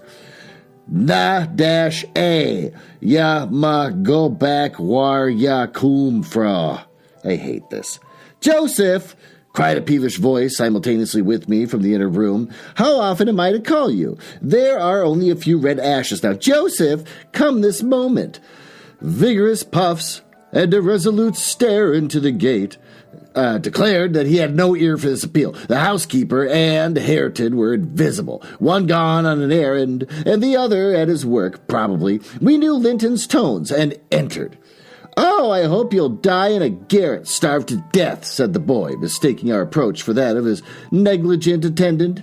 He stopped on observing his error. His cousin flew to him. Is that you, Miss Linton? He said, raising his head from his arm on the great chair which he reclined. No, don't kiss me. It takes my breath. Dear me, Papa said you'd call, continued he, after recovering a little from Catherine's embrace, while he stood by, looking very contrite. Will you shut the door, if you please? You left it open, and those detestable creatures won't bring coal to the fire. It's so cold. I'm just realizing right now, I know that I think around this time period, the kind of the romantic period was going on, unless I'm getting it. I went to art school, but I didn't really pay attention to art history. But there's a romantic period, kind of, around this time, where the idea of someone real sickly was super romantic. Women loved to flock to the one really pale guy sitting in the corner of some grand ball that's happening, and he's just kind of coughing to himself. And they, oh, God, I want to take care of you, and then you'll die, and I'll have all your money in a really short amount of time, and I can be single and wealthy. I'm kind of wondering if that's the appeal of this guy so far. Because my God, is he annoying how sick he is all the time. I stirred up the cinders and fetched a scuttleful myself. The invalid complained of being covered with ashes. Oh, God, he's just insufferable. But he had a tiresome cough and looked feverish and ill, so I did not rebuke his temper. Well, Linton, murmured Catherine when he had corrugated brow relaxed, are you glad to see me? Can I do you any good? Why didn't you come before? He asked. You should have come instead of writing. It tired me dreadfully writing those long letters. Oh, Bronte's making this guy just so pathetic. I had to write. Oh, I almost died. I'd far rather have talked to you. Now I can neither bear to talk nor anything else. Oh, I wonder where Zilla is. Will you, and in parentheses, looking at me, step in the kitchen and see? I had received no thanks for my other service, and being unwilling to run to and fro at his behest, I replied, nobody's out there but Joseph. I want a drink, he exclaimed fretfully, turning away. Zilla is constantly gadding off to Gibberton since Papa went. It's miserable, and I'm obliged to come down here. Oh, they resolved never to hear me upstairs. Is your father attentive to you, Master Heathcliff? I asked, perceiving Catherine to be checked in her friendly advances. Attentive? He makes them a little more attentive, at least, he cried. The wretches! Do you know, Miss Linton, that brute Harrington laughs at me? I hate him. Indeed, I hate them all. Oh, they are odious beings. Cathy began searching for some water. She lighted on a pitcher in the dresser, filled a tumbler, and brought it. He bid her add a spoonful of wine from a bottle on the table, and having swallowed a small portion, appeared more tranquil. And he said that she was very kind. Are you glad to see me? Asked she, reiterating her former question, and pleased to detect the faint dawn of a smile. Yes, I am. It's something new to hear a voice like yours, he replied, but I have been vexed because you wouldn't come, and Papa swore it was owing to me. Oh, he called me a pitiful, shuffling, worthless thing, and he said you despised me, and if he had been in my place, he would have been more master of the Grange than your father by this time. Oh, but don't you despise me, do you, miss? Dash. Question mark, end parentheses, quote, I wish you would say Catherine or Cathy, interrupted my young lady. Despise you? No. Next to Papa and Ellen, I love you better than anybody living. I don't love Mr. Heathcliff, though, and I dare not come when he returns. Will he stay away many days? Well, not many, answered Linton, but he goes on the moors frequently, since the shooting season commenced. Oh, and you might spend an hour or two with me in his absence. Do say you will, and I think I should not be peevish with you. Not that you provoke me. You'd always be ready to help me. Wouldn't you? Yes, said Catherine, stroking her long, soft hair.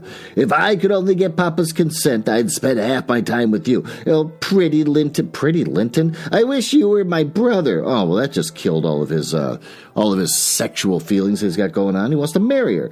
Oh, and then you would like me as well as your father, observed he. This is getting weird. More cheerfully. But Papa says you'd love me better than him and all the world if you were my wife. They just talked about, like, I love you like a brother, and would you love me as well as your father? And now he's bringing up, like, marriage. Gross. So I'd rather you were that. No, I should never love anybody better than Papa, she returned gravely. And people hate their wives sometimes, but not their sisters and brothers. This is weird. And if you were the latter, you would live with us, and Papa would be as fond of you as he is of me. Linton denied that people ever hated their wives, but Cathy affirmed they did, and in her wisdom instanced his own father's aversion to the aunt, and I endeavored to stop her thoughtless tongue. I couldn't succeed till everything she knew was out. Master Heathcliff, much irritated, asserted her relation was false. Papa told me, and Papa does not tell falsehood, she answered pertly.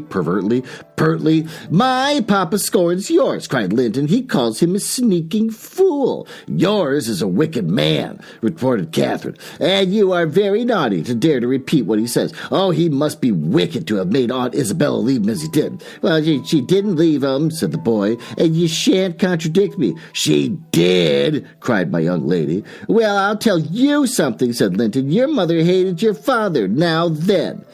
Oh, exclaimed Catherine, too enraged to continue. And she loved mine, added he. You little liar. I hate you now, she panted, and her face grew red with passion. She did, sang Linton, sinking into his recess of his chair and leaning back his head to enjoy the agitation of the other disputant, who stood behind. Hush, Master Heathcliff, I said. That's your father's tale, too, I suppose? It isn't. You hold your tongue, he answered. She did, Catherine, she did. Oh, God, I hate this character. It's kind of like when I read Harry Potter a long time ago, back when the last book was about to come out, and I'm like, well, I should be a part of history, so I'm going to read Harry Potter, and oh my God, I hated Malfoy. Like, I actually had emotional anger and hate every time Malfoy spoke. Just spent book after book. When the hell is someone going to beat the shit out of this kid? He just needs to get the shit beat out of him once so he understands there's consequences to him being a huge pile of shit. But I'm getting those feelings again with this guy.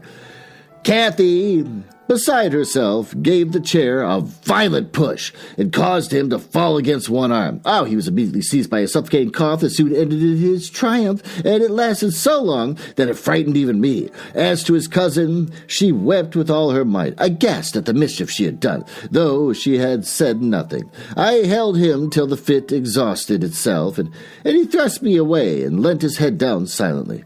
Catherine quelled her lamentations also, took a seat opposite, and looked solemnly into the fire. Oh, how do you feel now, Master Heathcliff? I inquired after waiting 10 minutes. I wish she felt as I do, he replied. Spiteful, cruel thing. Hareton never touches me. He never struck me in my life, and I was better today. And there, his voice died in a whimper. I didn't strike you, muttered Cathy, chewing her lip to prevent another burst of emotion. He sighed and moaned like one under great suffering and kept it up for a quarter of an hour on purpose to distress his cousin, apparently. If she winds up still having like a crush on this guy, I am going to reach into this book and slap her. For whenever he caught a stifled sob from her, he put renewed pain and pathos into his inflections of his voice.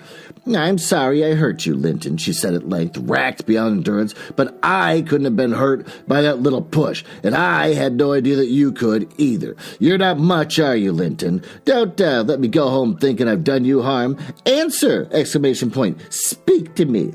I can't speak to you, he muttered. You hurt me so that I shall lie awake all night choking with this cough. If you had it, you'd know what it was, but you'll be comfortably asleep while I'm in agony, and nobody near me. I wonder how you would like to pass those fearful nights. And he began to wail aloud for very pity of himself. Well, since you're in the habit of passing dreadful nights, I said, it won't be Miss who spoils your ease. You've had the saying that she'll never come. However, she'll not disturb you again, and perhaps she'll get quieter when we leave you. And must I go? Asked Catherine dolefully. Oh, goddamn it, I'm going to reach in here and slap her. Bending over him. Do you want me to go, Linton? You can't alter what you've done, he replied pettishly, shrinking from her, unless you alter it for the worse by teasing me into a fever. God, I hate this guy. Well, then, I must go, she repeated. Let me alone at least, said he. I can't bear your talking. Yeah, fuck this guy. She lingered and resisted my persuasions to departure a tiresome while, but as he never looked up nor spoke, she finally made a movement to the door, and I followed. We were recalled by a scream. Linton had and slid from his seat onto the hearthstone and lay writhing in the mere perverseness of an indulged plague of a child, determined to be as grievous and harassing as it can. I thoroughly gauged his disposition from his behavior and saw at once it would be a folly to attempt in humoring him. Not so my companion. She ran back in terror, knelt down and cried, and soothed and entreated till he grew quiet from lack of breath. By no means from compunction at distressing her. I shall lift him onto the settle, I said, and he may roll about as he pleases. You can't stop to watch him. I hope you're satisfied, Miss Cathy, that you are not the person to benefit him, and that his condition of health is not occasioned by attachment to you. Now, then, there he is. Come away. As soon as he knows there's nobody by to care for his nonsense, he'll be glad to lie still. They're literally, Nellie's treating him like a baby. Like, this is an infant, I'm putting him in the crib. And when he knows that there's no one in the room and no one's answering, he's crying, that he'll just go to sleep. This is hilarious. She placed a cushion under his head and offered him some water. He rejected the latter and tossed uneasily on the former as if it were a stone or a block of wood. She tried to put it more comfortably. I can't do with that, he said. It's not high enough. Catherine brought another to lay above it. That's too high, he murmured, the provoking thing. Well, how must I arrange it, then? She asked despairingly. He twined himself up to her as she half knelt by the settle and converted her shoulder to a support. No, that won't do, I said. You'll be content with the cushion, Master Heathcliff. Miss has wasted too much time on you already. We can't remain another 5 minutes longer. Yes, we can, replied Cathy. He's good and patient now. He's beginning to think I shall have a far greater misery than he will tonight. If I believe he is worse for my visit, and then I dare not come again. Tell the truth about it, Linton, for I mustn't come if I've hurt you. You must come to cure me, he answered. Oh, you ought to come because you have hurt me. You know you've extremely, exclamation point. It's not as ill as when you entered as I am present, was I? But you made yourself ill by crying and being in a passion. I didn't do it at all, said his cousin. However, we'll be friends now. And you want me? You would wish to see me sometimes, really? I hate that she's falling for this crap. I told you I did, he replied impatiently. Sit on the settle and let me lean on your knee. That's as Mama used to do, whole afternoons together. Oh, sit quite still and don't talk, but you may sing a song, if you can sing, or you may say a nice, long, interesting ballad, one of those you promised to teach me, or a story. I'd rather have a ballad, though. Begin. Catherine repeated the longest she could remember. The employment pleased both mightily. Linton would have another, and after that another, notwithstanding my strenuous objections, and so they went on until the clock struck 12, and we heard Hareton in the court returning for his dinner. And tomorrow, Catherine, will you be here tomorrow? Asked young Heathcliff, holding her frock as she rose reluctantly. No, I answered, nor the next day either. She, however, gave a different response, evidently, for his forehead cleared as she stooped and whispered in his ear. You won't go tomorrow, recollect, miss, I commenced. When we were out of the house, you were not dreaming of it, are you? She smiled. Oh, I'll take good care, I continued. I'll have that lock mended, and you can escape by no way else. I can get over the wall, she said, laughing. The Grange is not a prison. Ellen, and you are not my galliere. I'm not looking it up. Just most likely a prison guard. And perhaps I'm almost 17. I am a woman. And I am certain Linton would recover quickly if he had me to look after him. I'm older than he is, you know, and wiser, less childish, am I not? And he'll soon do as I direct him, with some slight coaxing. He's a pretty little darling when he's good, and I'll make such a pet of him if he were mine. Oh, he should never quarrel, should we, after we were used to each other. Don't you like him, Ellen? Like him, I explained, the worst-tempered bit of sickly slip that ever struggled into its teens. Happily, as Mr. Heathcliff conjectured, he'll not win 20, and I doubt whether he'll see spring indeed. At a small loss to his family, whenever he drops off, and lucky it is for us that his father took him. The kinder he was treated, the more tedious and selfish he'd be. I'm glad you have no chance of getting him for a husband, Miss Catherine. Well, my companion waxed serious at the hearing this speech. To speak of his death so regardlessly wounded her feelings. He's younger than I, she answered after a protracted pause of meditation. And he ought to live the longest. He will. He must live as long as I do. He's as strong now as when he first came into the north, and I'm positive that. It's only a cold that ails him, the same as Papa has. You say Papa will get better, and why shouldn't he?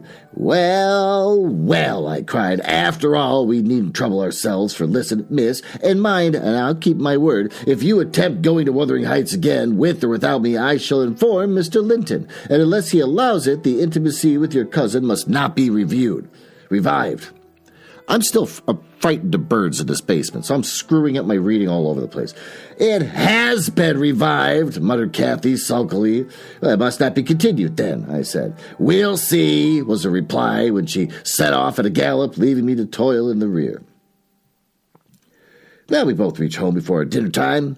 My master supposed that he had been wandering through the park, and therefore he demanded no explanation of our absence. As soon as I entered, I hastened to change my soaked shoes and stockings, but sitting such a while at the Heights had done the mischief, and on succeeding morning I was laid up, and during the 3 weeks I remained incapacitated for attending to my duties, a calamity never experienced prior to that period, and never, I am thankful to say, since.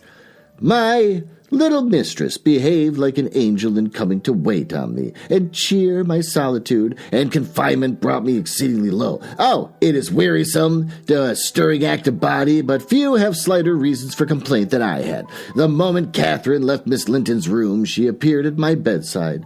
Her day was divided between us. No amusement usurped a minute. She neglected her meals, her studies, and her play, and she was the fondest nurse that ever watched.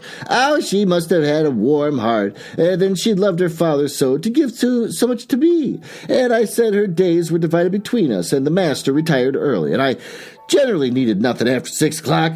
Thus the evening was her own. Poor thing! I never considered what she did with herself after tea, and though frequently when she looked in to bid me good night, I remarked a fresh color in her cheeks and a pinkness over her slender fingers, instead of fancying the hued burrows from a cold ride across the moors, I laid it to the charge of a hot fire in the library.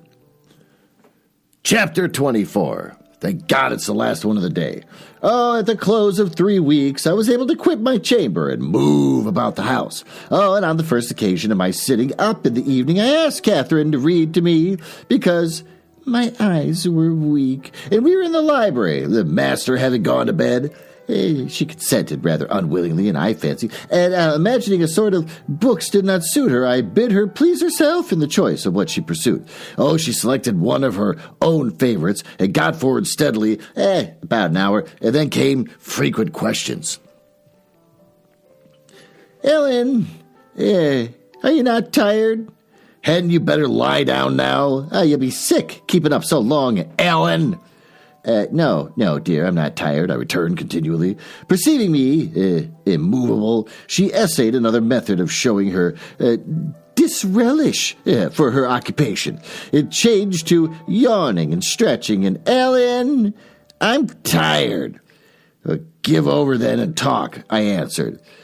What was worse, she fretted inside and looked at her and watched until 8 and finally went to her room, completely overdone with sleep. Judging by her peevish, heavy look and the constant rubbing she inflicted on her eyes, the following night seemed more impatient still. And on the 3rd, for recovering my company, she complained of a headache and left me.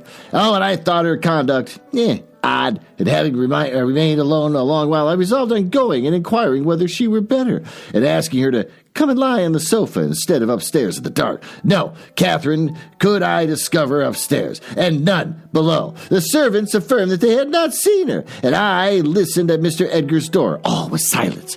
I returned to her apartment, extinguished my candle, and seated myself in the window. Oh, what a turn.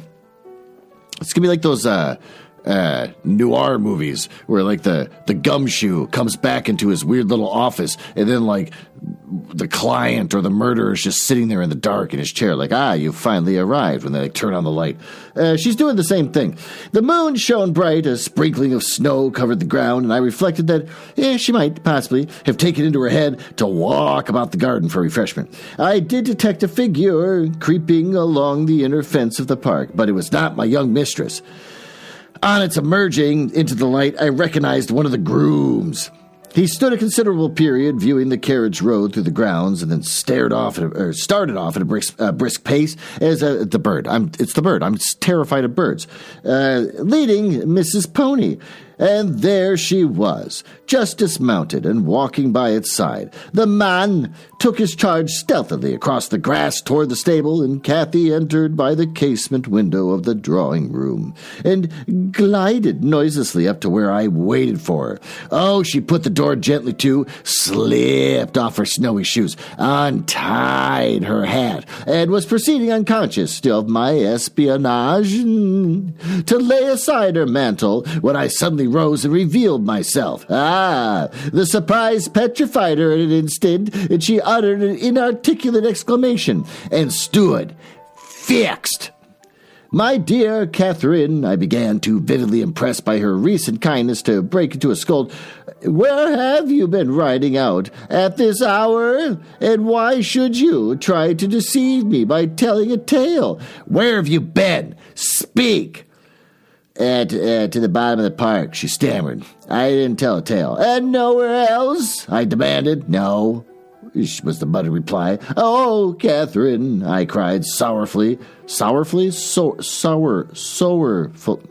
I give up. I want to say the word sour really bad. Sourfully. Okay. It's the bird. You know you have been doing wrong, or you wouldn't have driven to uttering an untruth to me. That does grieve me. I'd rather be 3 months ill than hear you frame a deliberate lie. She sprang forward, bursting into tears, threw her arms around my neck. Well, Ellen, I'm so afraid of you being angry, she said. Well, promise not to be angry. You shall know the very truth. I hate to hide it. We sat down by the window seat. I assured her I would not scold whatever their secret might be, and I guessed it, of course, so she commenced. I've been to Wuthering Heights, Ellen, and I've never missed going a day since you fell ill, except thrice before and twice after you left the room. I gave Michael books and pictures to prepare Minnie every evening and put her back in the stable.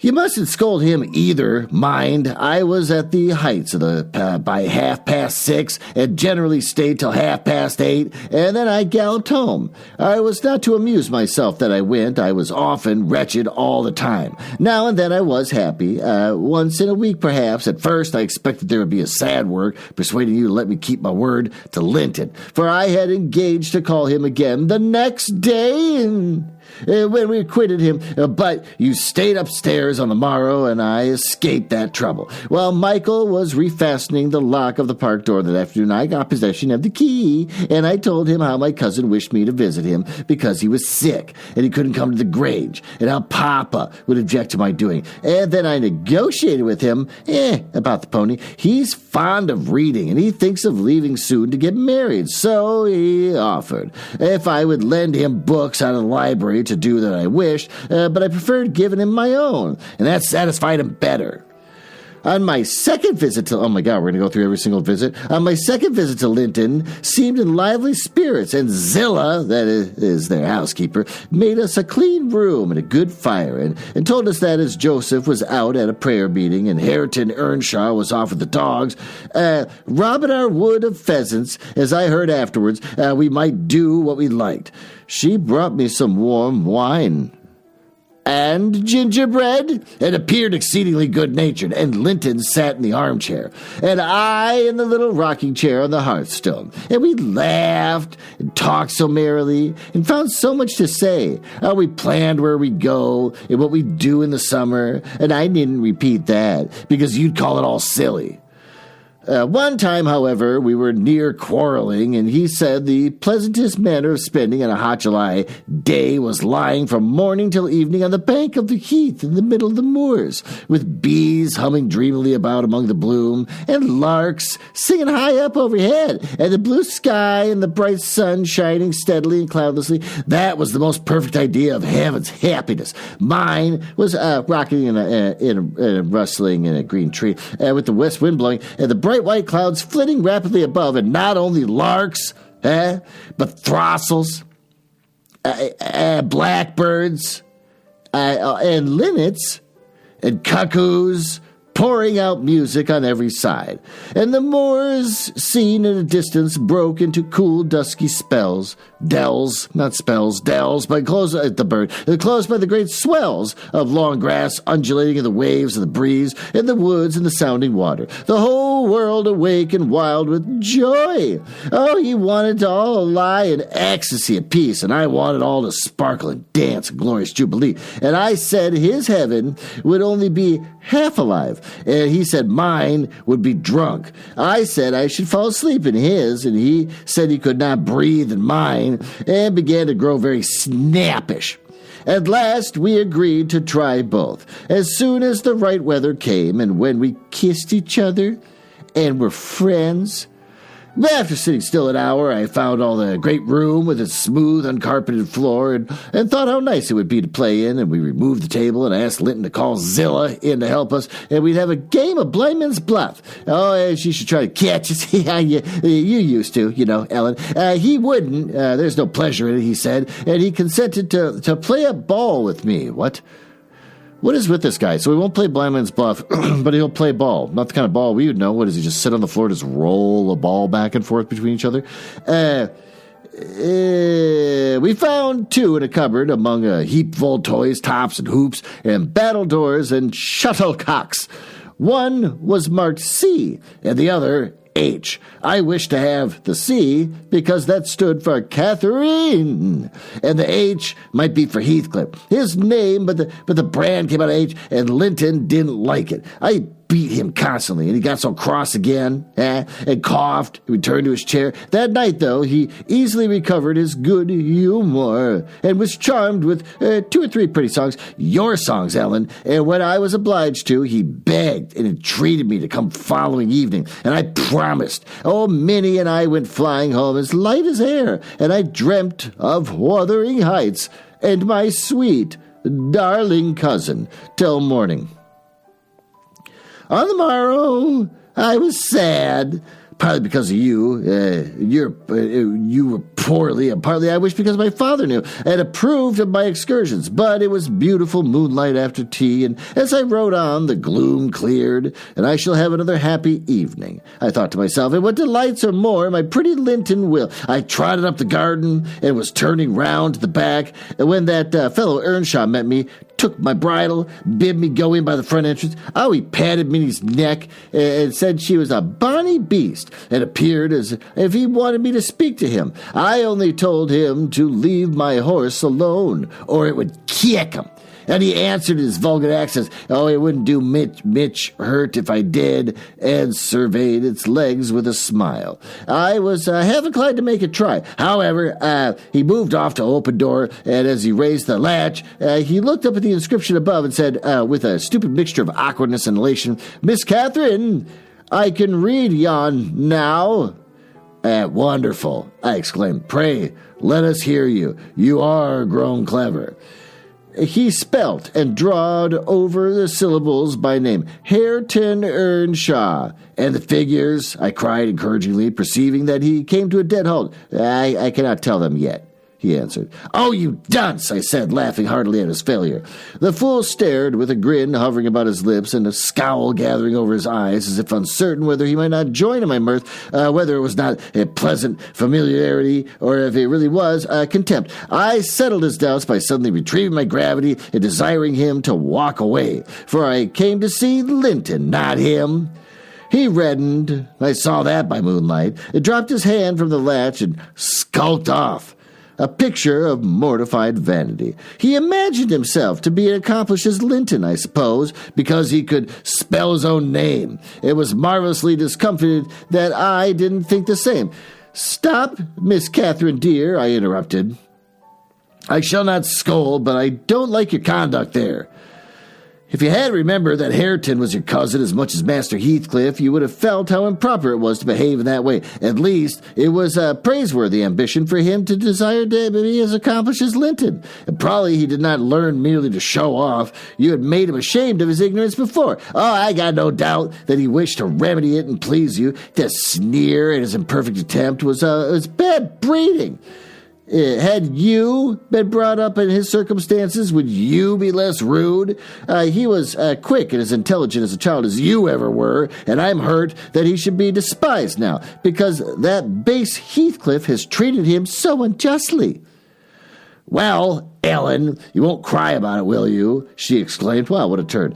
Surprised at my earnestness. "Oh, but wait, you shall hear if he conned his ABC to please me, or if it were worth while being civil to this brute." I entered. Linton was lying on the settle and half got up to welcome me. I am ill tonight, Catherine, love," he said, "and you must have all the talk and let me listen. Come and sit by me. I was sure you wouldn't break your word, and I'll make you promise again before you go." Nothing is more erotic than a sickly man saying, "I can't talk. Come over here and pet my hair and tell me stories. And I'm going to make you come back tomorrow."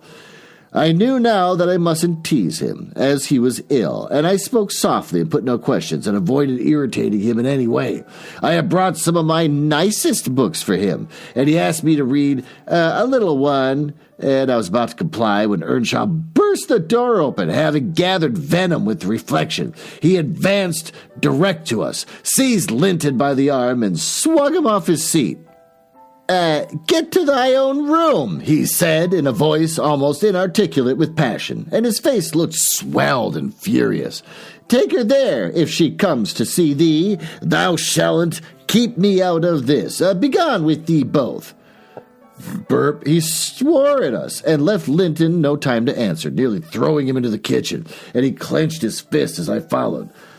Burp. Wow, I'm really doing it right now. Everything's falling apart in this episode. Seemingly longing to knock me down, I was afraid for a moment, and I let one volume fall. He kicked it after me and shut us out. I heard a malignant, crackly laugh by the fire, and turning, beheld that odious Joseph standing, rubbing his bony hands and quivering.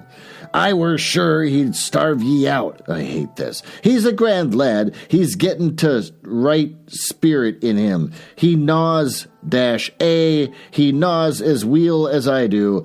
Who'd be to maester yonder? Ek, he made ye skift properly, ek. Where must we go? I asked of my cousin, disregarding the old wretch's mockery. Was it mockery? I have no idea what the hell he said. Linton was white and trembling. He was not pretty then. Ellen, oh no. He looked frightful, for his thin face and large eyes were wrought in an expression of frantic, powerless fury. He grasped the handle of the door and shook it. Yeah, and it was fastened inside. "If you don't let me in, I'll kill you. If you don't let me in, I'll kill you," he rather shrieked and said. Devil, I'll kill you. I'll kill you." Joseph uttered his croaking laugh again. "Thar, that's to father," he cried. "That's farther. We've allus summit o' either side in us. Never heed, Hareton, lad, dunnot be feared. He cannot get at thee."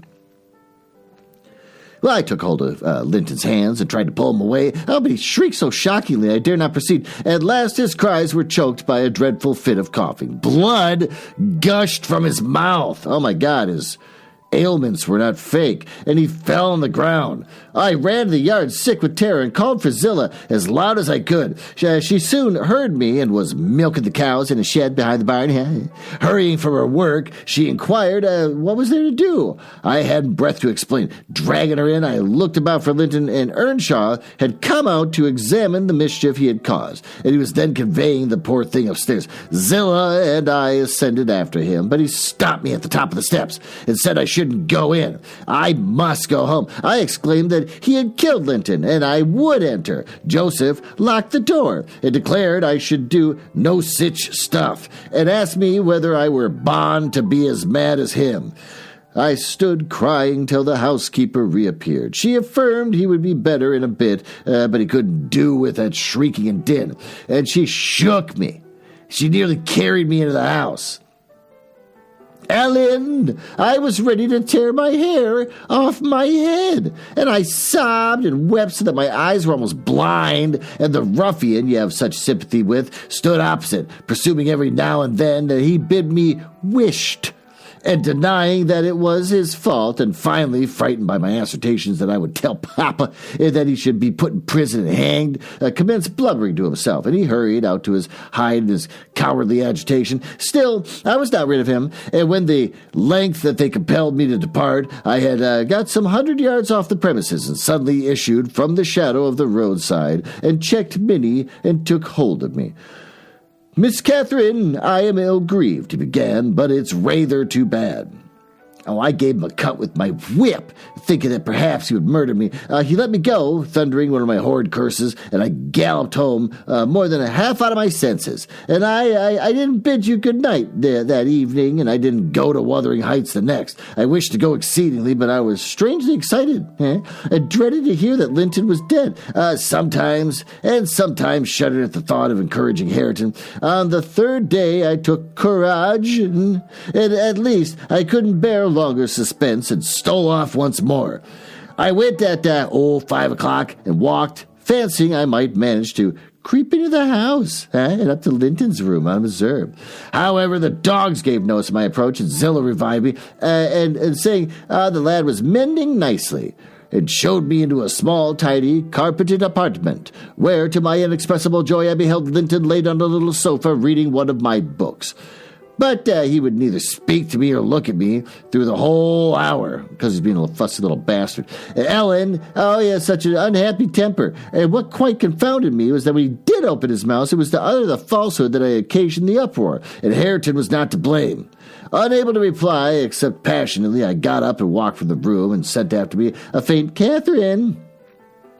He did not reckon on being answered so, but I wouldn't turn back the morrow and the second day which I stayed home, nearly determined to visit him no more. But it was so miserable going to bed and getting up and never hearing anything about him that my resolution melted into air before it was properly formed. It had appeared wrong to take the journey once, now it seemed wrong to refrain. Michael came to ask if I must settle Minnie, and I said yes, and considered myself doing a duty that he bore over the hills. I was forced to pass the front windows to get into the court, and there was no use trying to conceal my presence.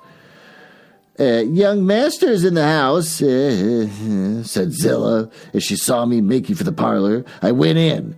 Earnshaw was there also, but he quitted the room directly. Linton sat in the great armchair, half asleep. Waking up to the fire, I began in a serious tone, partly meaning it to be true. As you don't like me, Linton, and as you think I come on purpose to hurt you, and pretend that I do so every time, this is our last meeting. Let us say goodbye, and tell Mr. Heathcliff that you have no wish to see me, and that he mustn't invent any more falsehoods on the subject. Sit down and take your hat off, Catherine, he answered. You are so much happier than I am. You ought to be better. Papa talks enough of my defects and shows enough scorn of me to make it natural I should doubt myself. I doubt whether I am not altogether as worthless as he calls me. Frequently, then I feel so cross and bitter. I hate everybody. I am worthless, and bad in temper, and bad in spirit, almost always. And, if you choose, you may say goodbye. You'll get rid of an annoyance. Only, Catherine, do me this injustice. Believe that I might be as sweet and as kind and as good as you are. I would be as willingly and more so than a happy and a healthy, and believe that your kindness has made me love you deeper than I deserved your love. And, though I couldn't and cannot help showing the nature to you, I regretted and repented, and shall regret and repent until I die. I felt he spoke the truth. Oh, and I must forgive him, and though we should quarrel the next moment, I must forgive him again. We were reconciled, but we cried, both of us, the whole time I stayed, not entirely for sorrow, yet I was sorry Linton had that distorted nature. Oh, he'll never let his friends be at ease, and he'll never be at ease himself. I've always gone to the little parlor since that night because his father returned the day after. Well, about 3 times. I think we have been merry and hopeful. As we were the first evening, the rest of my visits were dreary and troubled. Now with his selfish spite, and now with his sufferings, but I've learned to endure the former with nearly as little resentment as the latter. Oh, Mr. Heathcliff purposely avoids me, and I've hardly seen him at all. Last Sunday, indeed, coming earlier than usual, I heard him abusing poor Linton cruelly for his conduct the night before, and I can't tell how he knew it unless he listened. Linton had certainly behaved provokingly. However, it was the business of nobody but me, and I interrupted Mr. Heathcliff lecturing by entering and telling him so. He burst into a laugh, and went away, saying that he was glad I took the view on the matter. Since then, I've told Linton he must whisper his bitter things. Now, Ellen, you've heard it all. I can't be prevented from going to Wuthering Heights except by inflicting misery on 2 people, whereas, if you'll only not tell Papa, my going need disturb the tranquility of none. You'll not tell, will you? It'll be very heartless if you do. I may make up my mind on that point tomorrow. Miss Catherine, I replied, it requires some study, and so I'll leave you to your rest and go think it over. Oh, I thought it over aloud in my master's presence, walking straight from her room to his, and related the whole story, with exception of the conversations with her cousin, any mention of Hareton. Mr. Linton was alarmed and distressed, more than he would acknowledge to me. In the morning, Catherine learnt my betrayal of her confidence. Oh, and she learnt that her secret visits were to end. In vain she wept and writhed against interdict, and implored her father to have pity on Linton. All she got to comfort her was a promise that he would write and give him leave to come to the Grange when he pleased, but explaining that he must no longer expect to see Catherine at Wuthering Heights. Perhaps, had he been aware of his nephew's disposition and state of health, he would have seen fit to withhold even that slight consolation. Oh, we're done. With that, why don't we go down to the smoking room where perhaps we can enjoy a Camel cigarette and go over what the hell we just read.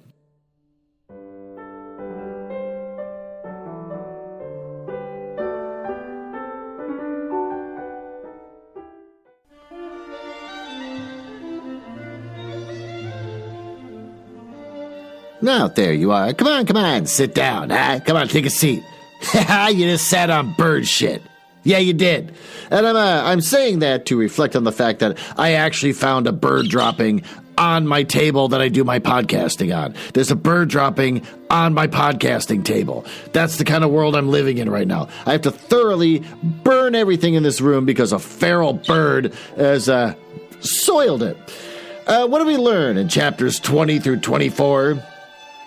Well, it looks like Nellie's story is caught up to the present day. So for Lockwood, it's like watching all the previous seasons of Vanderpump Rules, just so you can enjoy the current season where everyone's dealing with Sandoval's constant whining. I kind of forgot who Hareton was related to, which is weird, but I did. But it turns out he's a son of Hindley, which makes him interesting, is that Hindley used to suppress Heathcliff because he was jealous of him having any position in his family when he was more or less considered an outsider.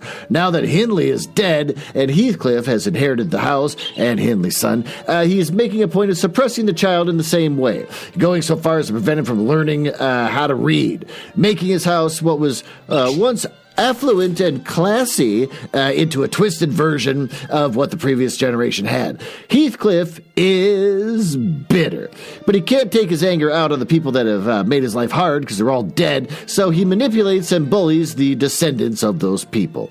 Currently, he's hyper-focused on getting Cathy and Linton married, and he knows he doesn't have much time because Linton suffers from piss baby syndrome, and he might not outlive Edgar. We also see more examples of how the children follow similar patterns as their parents, Cathy is drawn to the rocks that her mom and Heathcliff used to play at, and she bullies Hareton like her mom used to bully Heathcliff, and she has a toxic relationship of constant fighting with Linton, like her mother used to have with Heathcliff as well. Is Cathy going to wind up getting involved with him because she comes from a long line of women attracted to pharaoh boys? Who knows? Linton seems to have more of his mother's mousiness, which is amplified to the point where the kid can barely function. But he has some of the tantrums inherited from Heathcliff, like when he accuses Cathy of making his condition worse and generally just being a turd to her. I'm leaning towards Cathy and Hareton getting together in the end because they mirror Catherine and Heathcliff in their glory days. And Emily Brontë just could put a big bow on top of all this romance drama. Well, with that, I'm going to wrap this up. It's been a long episode, and I'm just going to sit here and just smoke cigarettes with these birds my wife put in here and just kind of just sort of think about the Super Bowl last weekend. That's what I'm going to do. And how many times I saw Taylor Swift and how embarrassing her boyfriend was after the game was over, and then how drunk he got. And I'm just going to think about that for a while. I'm not going to think about the bird in the basement foretelling either fortune or death. I'm not going to think about the fact that I've just been reading so much of this book to try and get out of the way. I still have 10 chapters left of this, and this has already been going on for like 2 months. It's a good book. It's just really, really long when you're trying to record it. So with that, why don't you get out of my house and leave me to sit here and think to myself quietly while I nod, smiling to myself about Taylor Swift. I'll see you next week.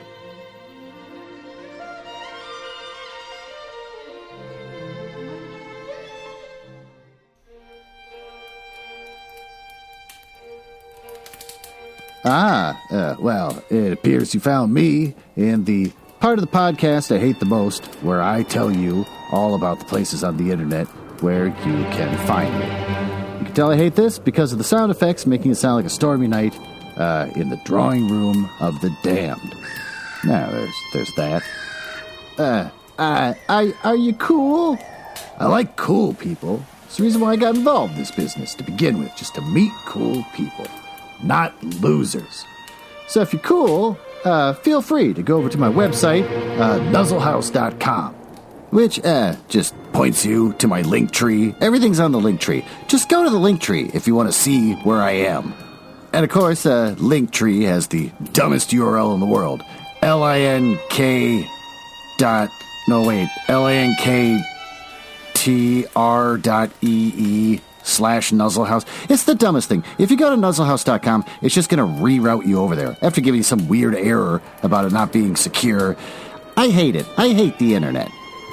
But if you go there, you get to hear some of the other stuff that I and my wife work on, like the Radio Mystery Theater show, where we try to recreate the same show that used to be on in the 70s, but they don't make any episodes anymore. So we make our own, and we just steal all their commercials. And also, just in the curious mind, we made a Christmas album. If you go to our link tree, you can see that we made a Christmas album. It's the first thing we did after getting married, which I think everyone should do when they get married, is start talking about the Christmas album they're going to make. And we're working on a new show where we give relationship advice by reading paranormal smut. And since I think you might be cool, you can always just email me directly. glenn.nuzzles@gmail.com. But don't email if you're a nerdling or a dork. Now, back to business. Can't believe I drank all of them already. There's got to be one left.